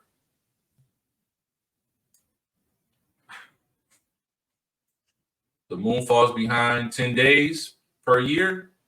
Oh, we already did that. Yeah. So here we go. In 1 year, just for visual, so it can make sense. A solar year is 364. A lunar year is 354. So it's 10 days short. The moon falls behind 10 days per year. So in 1 year, it's 10 days short. In 3 years, 364 times 3 is 192. 354 times 3 is 1,062. The solar year and the lunar year. 1,092 minus 1,062 is 30. So in 3 years, the moon is behind 30 days. This is why a 13th month is added, to bring it to exactitude, because the lunar year and the solar year has to come to completion, like the scripture stated. 1,062 plus 30, the 13th month adds up to 1,092. They have to be in perfect alignment. In 5 years, same thing. It's 364 times 5 is 1820. 354 times 5 is 1770. That minus that, give you 50. The moon is 50 days behind. Same thing again. You add that 50 to that, you get 1820 equals 1820. They come in a perfect alignment. 8 years. 364 times 8 is 2912. 354 times 8 is 2832. That minus that equals 80. Same thing. Right? So, in conclusion, I have determined, based on the biblical and numerical evidence, that the one issue that I initially had with the Luni-Solar calendar was the 13th month has been resolved, and that the Luni-Solar is indeed the Creator's calendar and the one we should be using in accordance with Scripture, not any of these man-made, pagan in origin calendars that have been adopted by the world. And in closing, I left a couple scriptures. Never let anyone tell you what to think or believe. Always examine everything as Scripture tells us to do. Ecclesiastes 11:7. Blame not before thou hast examined the truth. Right? Examine the truth. Understand first and then rebuke. A lot of us, we hear something that we initially don't agree with and we just rebuke it initially without examining it. Stop doing that. If you hear some information that you would disagree with, I'm not telling you to agree with it. I'm telling you to examine it. Do your research before opening your mouth and saying that's stupid. Because you might not know that individual might have done some research. They might have had the same understanding that you had, did some research and found out that actually it is the truth. And they're bringing you the truth and you rejecting the truth because it's not in accordance with what you already believe. Because a lot of what you believe is heavily founded in you, whether it be something you were taught, maybe you went through a certain life example, you know what I mean? Maybe you just following your pastor, your elder, your teacher, your preacher, whoever. But don't be so quick to rebuke something before you examine it. Then 1 Thessalonians 5:21 says, prove all things. So don't, like I say, we tell you all the time, me and Professor S, we say, don't take our word for anything. Go and examine everything. Hold fast to that which is good. Right? This scripture will get you through reading all through Jubilees because you can prove it all. is what a text, or not just Jubilees, any other book or any other text, if it's in alignment with the scriptures, keep it. Hold on to that which is good. Hold fast to that which is good. If it's not in alignment with the scriptures, no harm, no foul. Get rid of it. Throw it out. This is another reason why we say, until you have a firm foundation of Torah, we don't recommend going into all these other texts because it can confuse you. And I'm not just talking about the text outside the 66. I'm talking about the New Testament text as well. Paul's epistles mainly, because if you don't have a firm foundation of Torah, you're not really going to understand what Paul's talking about. But that is why the 13th month is confirmed. Questions, concerns, disagreements, anything?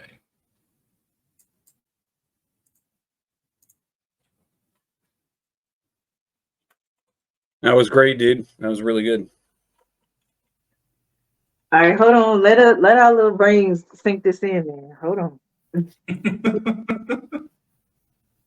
That was some real good information. So, Really awesome. have you downloaded the WLC app? Well, on the WLC map, okay, what does it mean for the moon to fall behind the sun? What is the significance of it? Well, the significance of it is, it makes more sense when you understand the biblical cosmology. So if you take flat Earth, I still got it, brother. Still got it.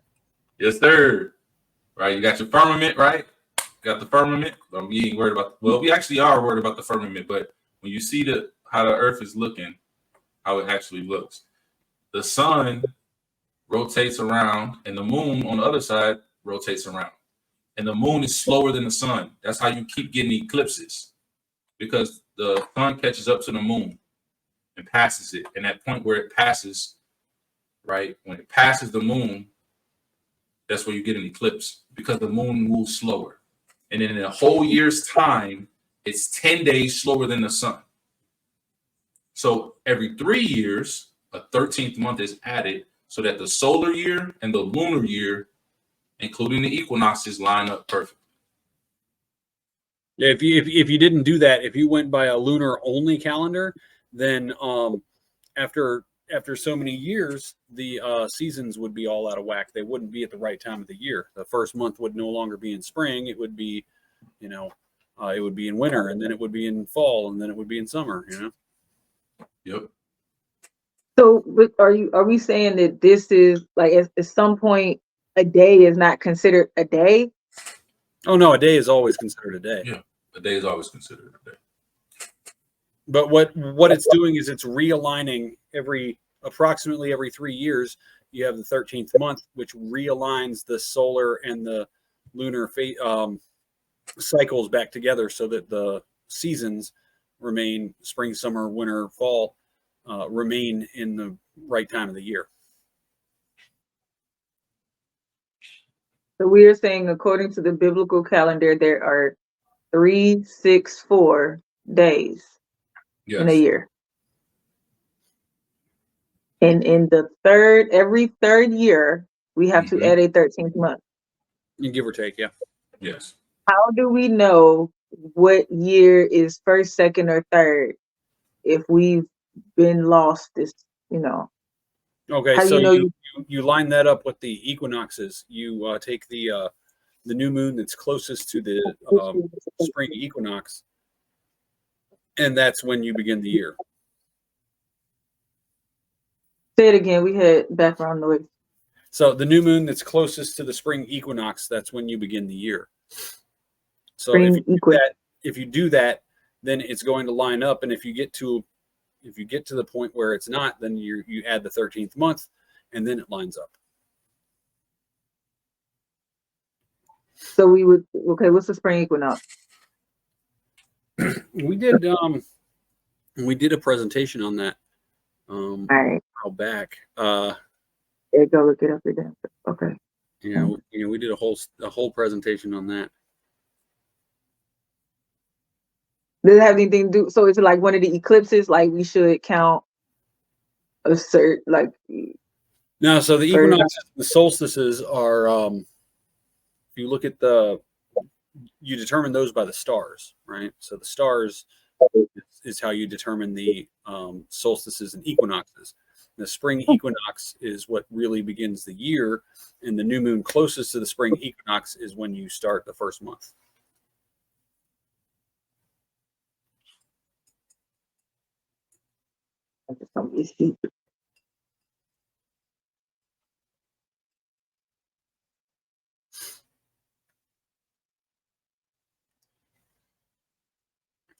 You can use the if you observe the stars, you can use the Big Dipper as a timepiece, because depending on which quadrant, right? If you divide the sky into 4 quadrants, the Big Dipper will be in the top right-hand corner, which is the first quadrant in spring. So if you think about a clock, if the Big Dipper is crossing over that 12 o'clock area, that's the spring equinox. So the new moon closest to that is the beginning of the first month. If you are expecting, if you're in the 12th month, for example, and you look up in the sky and you see the Big Dipper and it's not at that 12th position, if it's at the 11th position, then it lets you know that you got a lot more time to go. So that's will be where you're like, oh, we're in the third year, so we have to add a 13th month. And then when you add the 13th month in there, so new moon will begin the 13th month, not the first month of the next year. And then at the end of that 13th month, you will look up in the sky and you will see the Big Dipper in the perfect alignment. And then you know that new moon will start a new year, which will be the first month of the next year. Treat it like a clock. Just like the hands on the clock go around, that's how the stars are. Contrary to popular belief, the earth ain't revolving around nothing. And the stars, because if it is revolving and spinning and flipping and doing all this other stuff, there would be a reason. There's no explanation why the stars are perfectly in alignment in our sky every night. And you go and watch a time lapse, and you see the stars formulate a perfect circle. Every star is in its same course perfectly. And what you do is you look at the North Star, which is Polaris, and that will always be your center. And then you treat the Big Dipper, the sun, the moon, all of that as the hands on a clock. That's where the clock came from. The design of the original clock came from observing the heavenly luminaries, right? And so your stars are like your hour hand, your sun is like your minute hand, and your moon, or no, your moon is the minute hand and your sun is the second hand. So as the clock goes around, so does the heavens. Huh? You'd have to be facing north to look at the clock correctly, right? Yeah, like wherever you are on the earth, depending on the geographical location of where you're at, it might not be directly above you. It might be, off to the left or off to the right, but the same pattern will be visible, right? Like if imagine like if you're standing in a room and you have a clock on the ceiling. If you're directly underneath the clock and you look straight up, everything will be perfectly above you. But if you're like on the couch off to the back against the wall, you can still see the clock and what it's doing, but it's just a different vantage point. Mm-hmm. Yeah, I'm saying you have to be facing north. Yeah, for this to work. In order to see yes. All right. Yeah. This is pretty cool. Haley said something too. Say what you said. What is about Satan? Oh, I was just basically saying that as you were talking earlier, I had said that explains the eclipse, like the lunar and the solar eclipse, and then you mentioned it again. And so I said that's exactly how Satan operates. He operates in half truths. He'll take part of the truth and then he'll just advance it a little bit further and he switches it. And it makes it even more convincing because some of these terms like the equinox, eclipse, all this stuff we've heard before, except it was split. Mm-hmm. Yep. A lie is most convincingly hidden between two truths. So Right. all he has to do is take two truths, and then he sprinkles a little lie in the middle, and everyone's all out of whack, and they don't even know because they think the beginning, where it started and where it ended, was true. So it's got to be true in the middle too. You know what I'm saying? And it's always the case. Which makes sense because as we progress in time, we get further from the truth, right? So obviously, if at first we were in alignment and then now we're way off, he would have to use the truth and then give out some other knowledge that makes it seem like, oh, there's more, guys, there's more. And then now it just, you know. Yep. So of course they had to start with the truth. That's how we were led. That's how we were led astray. He had to start with the truth and then twist it, make it more convincing, because we used to be on track. Yeah. And here's the thing, like I've heard this a lot of times over the years, like why, like the question, I get asked this question, why did the Most High allow all of these things to happen, to trick us and to, pull the wool over our eyes, so to speak? And I always go back to the things that Satan does and the things that he implements to trick, to cover, pull the wool over our eyes and all of that. It's permitted by the Most High, because the Most High literally gave us everything we need to follow. He's like, look, I'm going to even give you a calendar, and because I know y'all are wicked as hell and you got some wickedness in you, I'm going to put it in a place where man can't touch it, can't change it. So I'm going to put it in the heavens. Come on. Can't nobody touch that. Here's my thing. If everything we said tonight, if you find it like, I don't agree with that completely, that's you can have that right? My thing is this, and I ask you this question. If you were unconscious for an unknown period of time, whether you was out in the wilderness, you tripped and fell off the trail and you hit your head and was out for some days, or you was out on a boat. The analogy can be however, right? You were out on a boat, the boat sank, you washed up on an island a couple of days later, you don't know how many days. Regardless of the situation is the same. If you were out in the wilderness with no technology, how would you know how to keep the Sabbath if you didn't have any type of calendar, phone, anything, right? And this is why we say we need to get back to the ancient way of keeping the calendrical times, right? Because if you woke up, all you have to do is literally just wait until nighttime, look at the moon, and based on the phase of the moon, it'll tell you what part of the year you're in.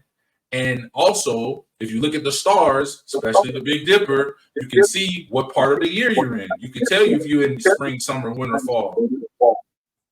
Right? You can get back on track in alignment.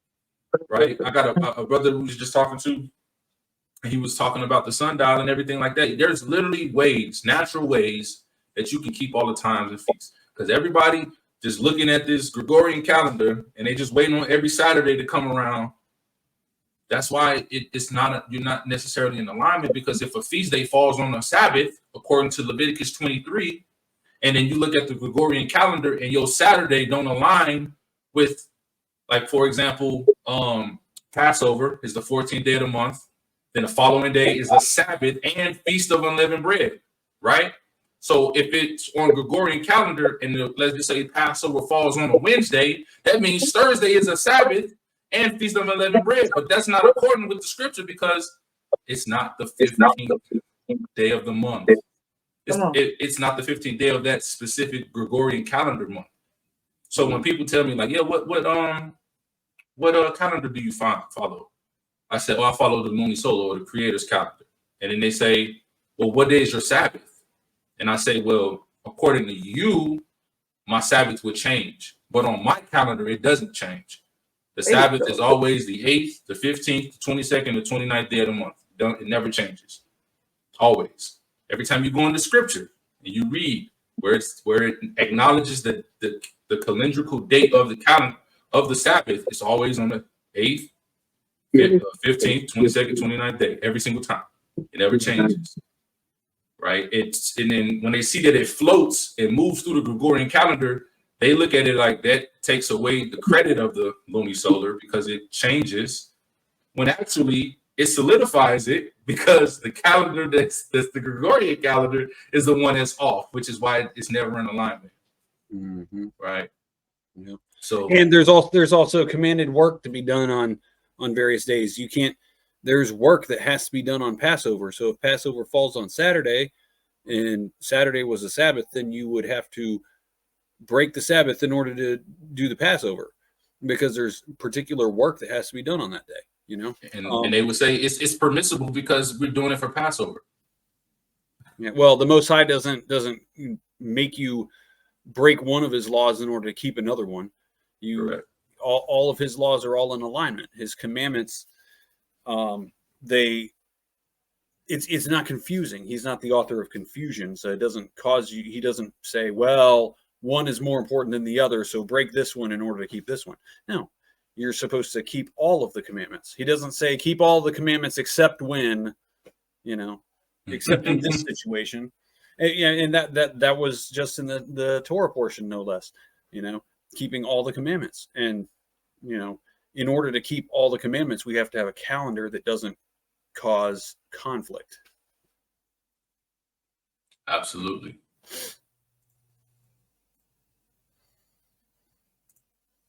Let me see here. Let me share. Hold on. Let me see. I'm looking at the chat. My bad. I gotta catch up on the chat. That part for Romans 7, indeed. Khan, right? I like to learn how to do that. On the Moed, you can do the work for the feast at hand. Khan. Okay. Let me show this real quick, and then we can wrap it up and get on up out of here. But let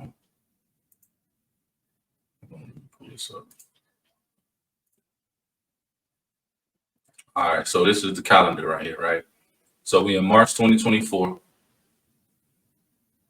We're in February right now, but let's go to March because that's when you got the new year.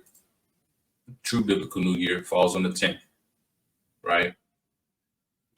But I'm gonna show you, because when you go to the actual true calendar, this is how it looks. It's always the 8th, the 15th, the 22nd, and the 29th day of the month. No matter what month, second month, third month, fourth month, fifth month, sixth month, seventh month, you see it never changes. The blue lines are the Sabbath. The orange line is New Moon Day. It never changes. So going back to that first day, according to Scripture, Passover is supposed to be on what day? The 14th of the month, right? This is Passover. The next day is a Sabbath and it's Feast of Unleavened Bread. This calendar is right on point. You can bounce this calendar right up against Leviticus 23, and word for word it's going to be right there. But let me show you what it looks like on the Gregorian. So let's switch it back to the Gregorian. This is not changing any times. This is just going from one calendar to another. So according to the Gregorian, the new moon should be the first day of the month, but it's the 10th day, not in alignment. The first Sabbath of the month should be the 8th day. It's the 17th day on the Gregorian, not in alignment. The 14th day should be Passover. Well, this is the 14th day right here, and this is nothing, right? Passover is actually on the 23rd. Now, if you keep Saturday Sabbath, you have a problem, because if Saturday is your Sabbath, Saturday shouldn't be Passover. Professor Edge just pointed that out. Your preparation should be done on the day prior, because the 14th day is typically Passover, and the 15th, which is a Sabbath, is the Feast of Unleavened Bread. But Feast of Unleavened Bread falls on the Sunday. So if you keep the Saturday Sabbath, it don't line up. It's the 24th, not the 15th.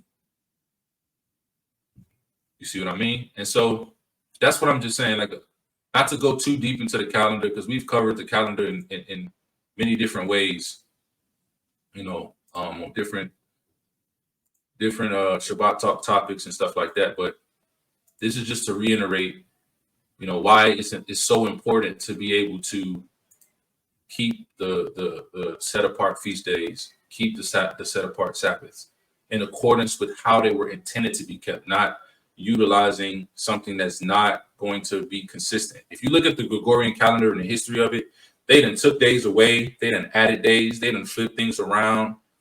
It's so messed up. It's like Swiss, it's like was it Swiss cheese? What's the cheese with the holes in it? Yeah, that's Swiss. Yeah. Swiss, yeah. That one. It's just way out there. But you know, so that's why the 13th month is where it's at and how it's at. And I get like when you first hit like 13th month, what's that? That don't make no sense, but it's scriptural and it's numerical. The two things that will never lie to you. Scripture ain't gonna lie and numbers don't lie. So when they tag team, you gotta pay attention. When they tag team. I have a question, please. I don't know much about the stars like the Big Dipper. Where can I go to find more information on that, or have you done a video in the past? Because I don't know what I'm looking at when I'm looking at the stars, honestly. Got you. We covered the Big Dipper and how to observe it in the True Biblical New Year Shabbat Talk. I think it was like Shabbat Talk 40 or 41. Okay, thank you. Yeah, no problem. Great question. Great question. And y'all think about like how we're taught, or at least I'll speak for me, taught in the church, don't get into that stuff because that's of the devil. What? You know, you don't get into reading the stars and in astrology and things like that. That's because That's Carrie said that's because they don't want you to find the truth. Yeah. That's exactly what I'm getting at. But it's like you gotta pose the question, who's telling you that? but Like you know a lot of churches. who's telling you that? Can y'all hear us? Because y'all frozen on our end. Yeah, we can hear you. Who's telling us that? Because I mean, when you go back and you look at the scriptures for yourself, I mean, it's there. That all goes back to having the will to do your own research and giving God your time. Because if you give Him your time and you're seeking like wholeheartedly, He will reveal. He will absolutely. Does the 13th month have a name? Actually, No. none of them did originally. Yeah, none of them originally did. They later had names after the Babylonian captivity, Yeah. but they did not originally have a name. I believe it's something two, like they call it the second, whatever the name of the 12th month is. It's that two. They call it like the second. Yeah, I think it's Adar. It's a dog. Yeah, the 13th month is the 13th month is Adar 2 or something like that. Yeah, absolutely. Because I noticed like the names of the months were pagan. Like one of them, what was it? Sims over here said he didn't want to participate in that month. What was the name? Oh, Tammuz. Yeah, Tammuz. Yeah, Tammuz. Yeah. I was like, oh, but why though? Right? Like if it's from God, why does it have these names in it? Yeah. No, I mean they originally none of the months were named. They received names when they were in Babylon. But originally it was just the first, second, third, fourth month, whichever month it was, So yeah. Looks like Solemn Prophet's having some technical difficulties. Yeah, I'm trying to fix my camera. Y'all keep talking. Keep on talking. And yeah, the Jews use those names today, even still. Yeah, the brother just commented about it. Oh yeah, yeah. So the Jews still use those names coming out of Babylon, but then I mean, why would Elohim want the name of a false god to be a name of a whole month? You know what I'm saying? It doesn't make sense. that's all stuff that was added. You know what I mean? So yeah.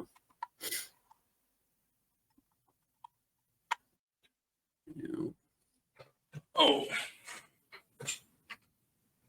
Anything else?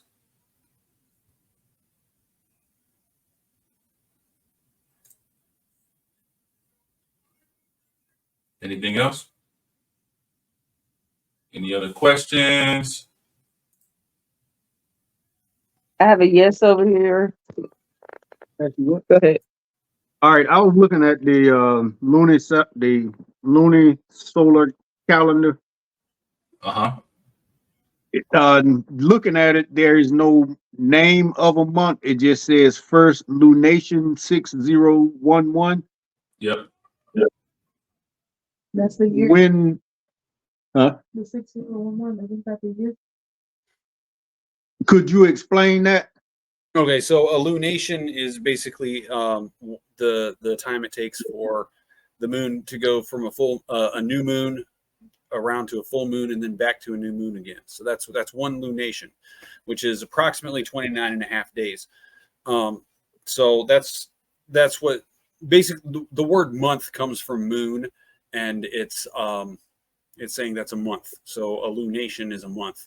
They're pretty much synonymous terms there. So when it says first lunation, it's saying first month. Okay. All right. Thank you. Yep. And then the 6011, that is their calculations. I've not actually taken the time to do a study on that because it's a very complex study to do, but that's their calculations of what year it is from creation. So. All right.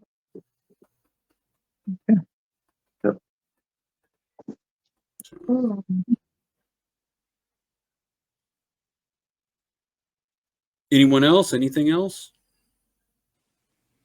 I was going to ask about the eclipse because supposedly on the Gregorian calendar on April 1st, we're going to have an eclipse. But it looked like Keen explained that earlier. Is it that the sun and the moon are passing by and they're lined up with each other at the same time? Yeah, that's essentially every new moon actually is an eclipse somewhere on Earth. You don't necessarily see it. Most of the time it happens over the ocean, so most people don't see it. But an eclipse is when the moon comes over and covers the sun. And that happens every month, actually. Wow. It's just where it takes place, and depending where people are, they can see it from where they are at, depending on where it takes place. Quite frequently, it takes place over the ocean, and no one can see it other than sailors that might be out there or something. You know. I didn't know that. Thank you. Mm-hmm. It happens to be that this coming eclipse in the U.S. is going to be visible in the U.S. because that's just where it happens. So.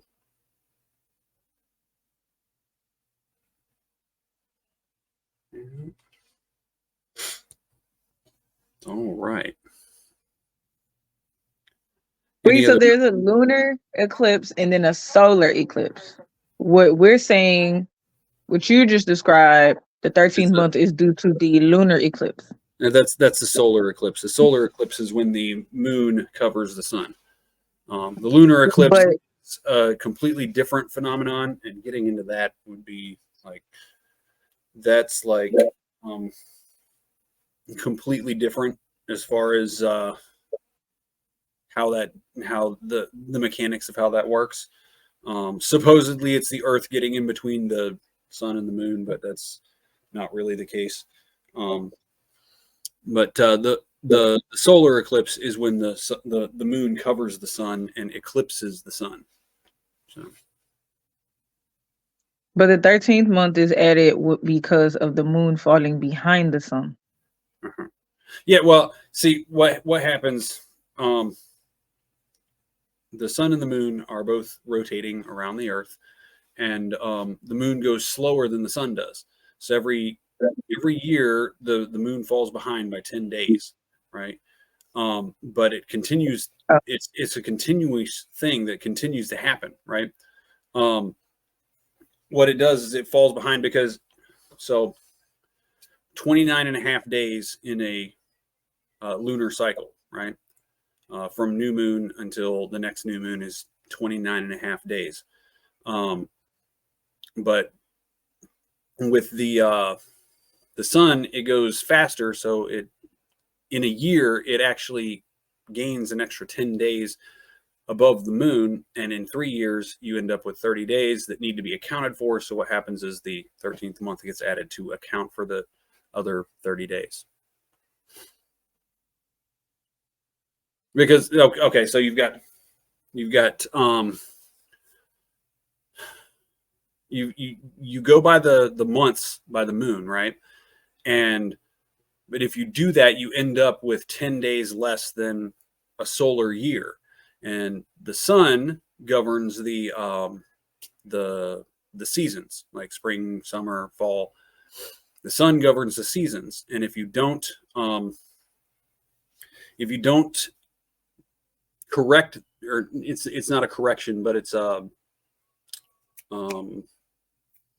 what's the right word for it?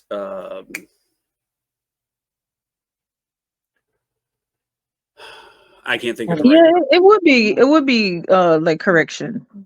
Yeah. I mean, I guess correction, but the word correction just kind of indicates a problem, an issue that shouldn't be there. Like accounting for. If you don't account for, it just accounts for the extra 30 days and brings it back into alignment so that the solar cycles and the lunar cycles come back into alignment at the same time each year. Yeah. Salakia family. You got back on? Man, my camera, my mic, everything went out. So I'm using my phone to finish this out. I still feel like there's something missing though. Then what are we saying is a day? Because how we get a half day? I thought day was sun up, sun down. Day, but it's just that's how long a lunar cycle takes. It takes half a day, 29 and a half days for the lunar cycle to be completed. You don't actually have a half day.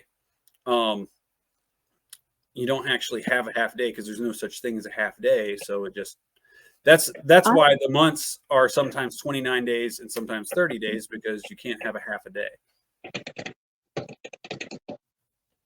Oh, you're muted.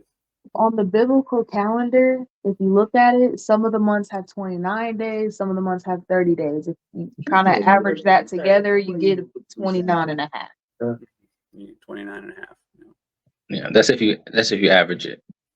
Yeah. But remember what we covered in the scripture, you have the 4 groupings of 3 months. 3 months of 30, 3 months of 29, 3 months of 30, 3 months of 29 to get to 12 months. Yeah. And then the 13th month is always 30 days. Okay, and where's that part coming from? Is that because of the phases of the moon? Like in 1 month it'll take 29 days for the moon to empty, and another month it'll take the moon 30 days to empty. Like, is that where that's coming from? Mm-hmm. Yeah. Don't yell me. Yeah, that's it. And some months the moon will gain light and lose light, and that whole process will be a 30-day cycle. And then the next month, that process could be a 29-day cycle.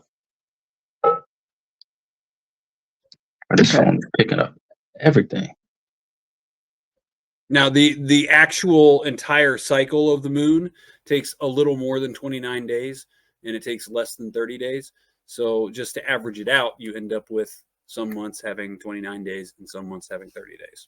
Because the day is determined by the sun. So it's when the sun comes back out. And remember, the sun and the moon move at different speeds. So even if the moon is 29.2345, the next day is determined with the rising of the sun. Yeah. The moon doesn't determine when the day begins or ends, in other words. Okay, so in other words, you're saying that the moon could still be losing light when the sun is up, or gaining light when the sun is up. Yeah, this is why I keep new moon the way I do. Because if I look up the night prior and I don't see the moon, right? That means the moon is without light. I know that the next day is new moon day because new moon is technically when the light begins to go into the moon. But I can't see that during the day because the sun is out. But just because the sun is out, that doesn't stop the moon from gaining light. So the light is gaining during that daytime portion where the sun is out. And you just can't see it. Yep. You just can't see it.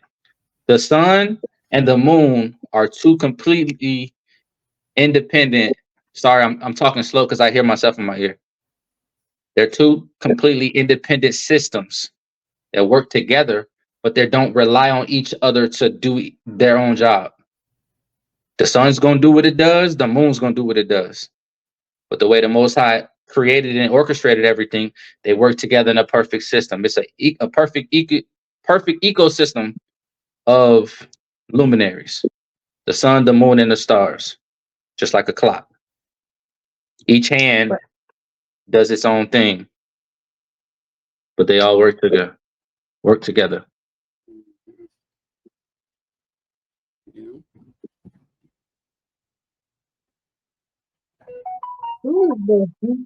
it is dispelling. Oh, go ahead. Further dispelling the idea that the moon is only lit because the sun is behind it. No, Or that the sun is shining its light and bouncing off the moon. Yeah, I see. No, Yeah. I would It actually say, says- not to get too far off topic, but I would actually say that the sun is responsible for the light of the moon. It's just not the way it appears. It's not a reflection. It's some other mechanism. Something else. But in Genesis, it says that God created the greater light to rule the day and the lesser light to rule the night. So, Yeah. you know, so definitely the moon has light by itself. It can't all just be based on the sun. Correct. Yeah. It's Now, like the calendar can be very complex. It can be a little hard to grasp, and that's mainly because we have to unlearn what we've already grown up knowing. Yeah. Because if we had a clean slate on calendars, it would be super simple. We just get explained it, and it would be like, oh, that makes total sense. Let's do it that way. But because we've been indoctrinated with the Gregorian calendar, it can be it's a challenge to unlearn that in order to know this. You know what I mean? Yeah. It's kind of like I like to compare it to learning a new language, right? For me, right, learning Spanish is very difficult. Spanish isn't really a hard language to learn. It's just difficult because I'm so English minded, right? Some of the things that Spanish does, it just makes no sense in my brain and I can't wrap my mind around it, right? But had I been born into Spanish and Spanish was my first language, I would learn it with no problem. And then everybody who doesn't have English as their first language tells you how difficult it is to learn. Hell, for even people, we speak English and we go and take an English class and still be like, what? Right? Like, it's just, English is the Gregorian calendar and the spherical earth model. It's so complex. You need lie after lie just to cover this lie and cover that lie. It's so complex, it just throws your mind off. But since we were born into this and programmed, the things that we've been taught for so long, even if they don't make sense, like common sense wise or logical wise, it makes sense to us because that's what we've been taught. So now that we're trying to learn the true calendar, it comes off like Spanish to us because we can't wrap our brains around, this, like, oh, do you mean is a week supposed to have 7 days and the Sabbath's supposed to be on 7th day? Well, it is, but it's when you don't incorporate new moon day, right? When you incorporate new moon day, then the seventh day is actually on the 8th day of the month. I say it like it's very simple, but it's hard for people to wrap their minds around that, right? Or you say a year's supposed to have 12 months, but what's up with this 13th month you're talking about, right? I say it's easy. The moon falls behind the sun 10 days, so every 3 years you got to add that 30 days. Boom, simple, right? But we just got to get past kind of what we got to deprogram ourselves before we can reprogram ourselves. Going further into the analogy though of the language, if you went to Spain and spent 6 months in Spain, you'd pick it up a lot quicker. You know what I'm saying? Or you went to Mexico or Puerto Rico for 6 or 8 months, you'd pick it up a lot quicker than you would just trying to study it. You know what I'm saying? So when you actually incorporate it into your daily life, it's quite a bit different than just simply studying it. You know what I mean? Mm-hmm. Because then you get to see the results and the mechanics of it by incorporating it into the way you live. And you may not get it all at first, but eventually it's going to start clicking and more. Yep. Okay. So let me quickly pull up the next week's Torah portion one more time. If you missed it, there it is. It's Exodus 25, verse 1 through Exodus chapter 27, verse 19. 1 Kings chapter 5, verses 26 all the way to chapter 6, verse 13. Matthew chapter 5, verses 33 through 37. And 1 Corinthians chapter 9, verses 1 through 15. That's next week's Torah portion. Does anybody have any last things that they want to mention, bring up, ask questions about before we close it on out of here? I just wanted to say it seems like basically everything we've been taught is just either the reverse or just a lie. It's like literally every single thing. It's making me think, is north even up? Is north down? Yeah. So let me. Okay. So you're absolutely right, sis. A lot of what we've been taught is wrong or a lie. To understand the directions, right? Sorry, I'm looking at my phone. So if you're looking from straight, like if I'm Polaris looking down at, if you're Polaris looking down at the Earth, this is what you would see. This is your vantage point, right? Polaris is the center. The North Pole is the center. So no matter where you are on the Earth, going north would be facing center. So it's a direction, but it's facing the center. South would be anything going directly away from the center. And then east and west is the way you are turning along. So the directions are even, it's not how they say it to be. So that's why you got north and you have true north. Okay. That makes a lot of sense. Thank you for that. That was perfect. Thank you, bro. Anytime. We got some last couple comments. Let me check them out. Used to find March 20 calculation. Oh, sorry.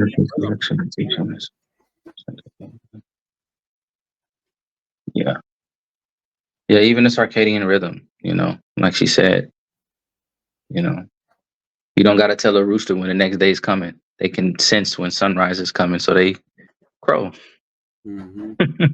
It's built in. It's genetic. The Most High put into his creation how to keep his times.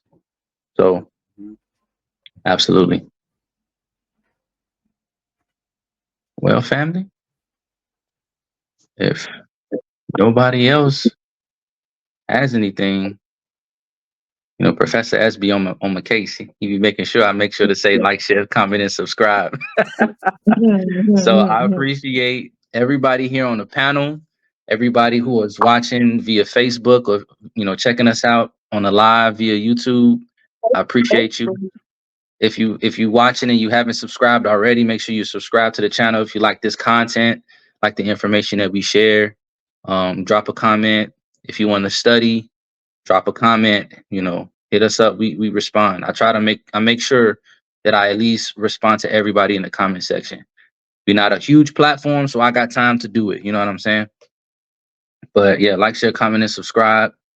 Get this message out to more people so we can spread this word, man. So more people won't be out here using the Gregorian and stuff, and just being off on the feast days and the Sabbaths. But and out of the natural cycles and stuff. Yeah, we want everybody to get back in alignment. You know what I mean? Because it's all for our benefit. It's for our health and our well-being. It absolutely is. It absolutely is. Somebody was about to say something? Yeah, I heard something. It's gonna speak to somebody right now. Somebody is feeling like overwhelmed, feeling like we're starting all over again. Why, we're so far from the truth. Why even bother? Right? It's very easy right now to just do the Gregorian calendar. It's a intelligent, intricate system that's been implemented. Somebody's feeling discouraged about this. I'm here to say that I find great joy in this, because our ancestors did it many, many times in the Bible. From Josiah, Nehemiah, there was this period due to disobedience and exile. And then when the Most High called his people back, they had to start from the beginning. If we look at it, the prophets, the scribes found a book, right? They found a book and realized, oh my God, we have been living in sin. And so let's get back to what our forefathers did when they were right with God. It's so crazy you just said that. It's so crazy you just said that. I was just talking about that earlier today. And so this, to me, as I'm speaking, this is coming to me. This is how I know now 120% that Christianity is not quite it. Because if it was it, then we wouldn't have this mass movement of Father calling us back to be where he wanted us to be, and where he is directing us to go together. And I'm talking, look at what you got going on. There's so many prophets that have been aligning over the years, and even more now over the last month, listening to different prophets, and people are saying the same thing from all over, mostly all over America. I haven't quite heard outside of America, but even that, I think, is significant, because the people are here. The people are here. That whole Babylon thing that I warned us about earlier. So don't be discouraged. Understand that this is a part of the hope. This is the part of the hope that Jeremiah talked about, many other prophets, Paul talks about, John in the New Testament. Since everybody always thinks that we stick to the Old Testament a lot, this is a part of that hope in Messiah, in his kingdom, and us coming back together. So it starts with a handshake with God. You have to want to be obedient before you know the truth, before you know how to keep the Luni-Solar calendar, before you know how to keep the Sabbath, before you know all the laws. All he wants is your heart's circumcision, which says, I will sell all my things and follow you. I will hate my mother and father and sister and brother for your name's sake and follow you. Right? That's metaphorical, but serious, actually. It can be literal sometimes. So all he needs is that handshake of obedience. And once you have that, everything will be given to you. He wants us to know what he knows. That's another fallacy, that you won't know what God knows. His ways are not our ways. They are not. But when you want to live in his ways, he will make his ways known to you. So may someone be blessed by this. Somebody is discouraged and just kind of want to throw in the towel. Don't. This is a part of the process. You Yeah. And if you are one of them people who feel like you're ready to throw in the towel, keep coming back to Shabbat Talk. Keep on coming back. Hit us up. We will get down. We can get together offline, one-on-one, and do some studies to help it out. We've done it with multiple people. You know, you don't got to just come and tune in each week, because depending on the topics that we're covering, it might not be in alignment with what to get you from where you currently are to the next spot, because we probably covered that 6 months ago. But if you get with us, we'll get with you offline, and we can meet you where you are with whatever level of understanding you are, and help you get to wherever you need to be. Yep. You know, just to go and continue on with what Marquita was saying, Proverbs 25:2, one of my favorite scriptures, says, "It is the glory of Elohim to conceal a thing, but the honor of kings is to search out a matter," right? And it is actually it should be an honor for us to be able to search for these things, these hidden gems that Elohim has placed throughout the scripture. You know what I'm saying? It should be our honor to do that. And it really is an honor to do it. And once you start doing it, even if you never have, once you start doing it and you find these little things, you're just like, whoa, I'm so glad, you know? So, yeah. Mm-hmm. Sis said everything in divine order. Khan.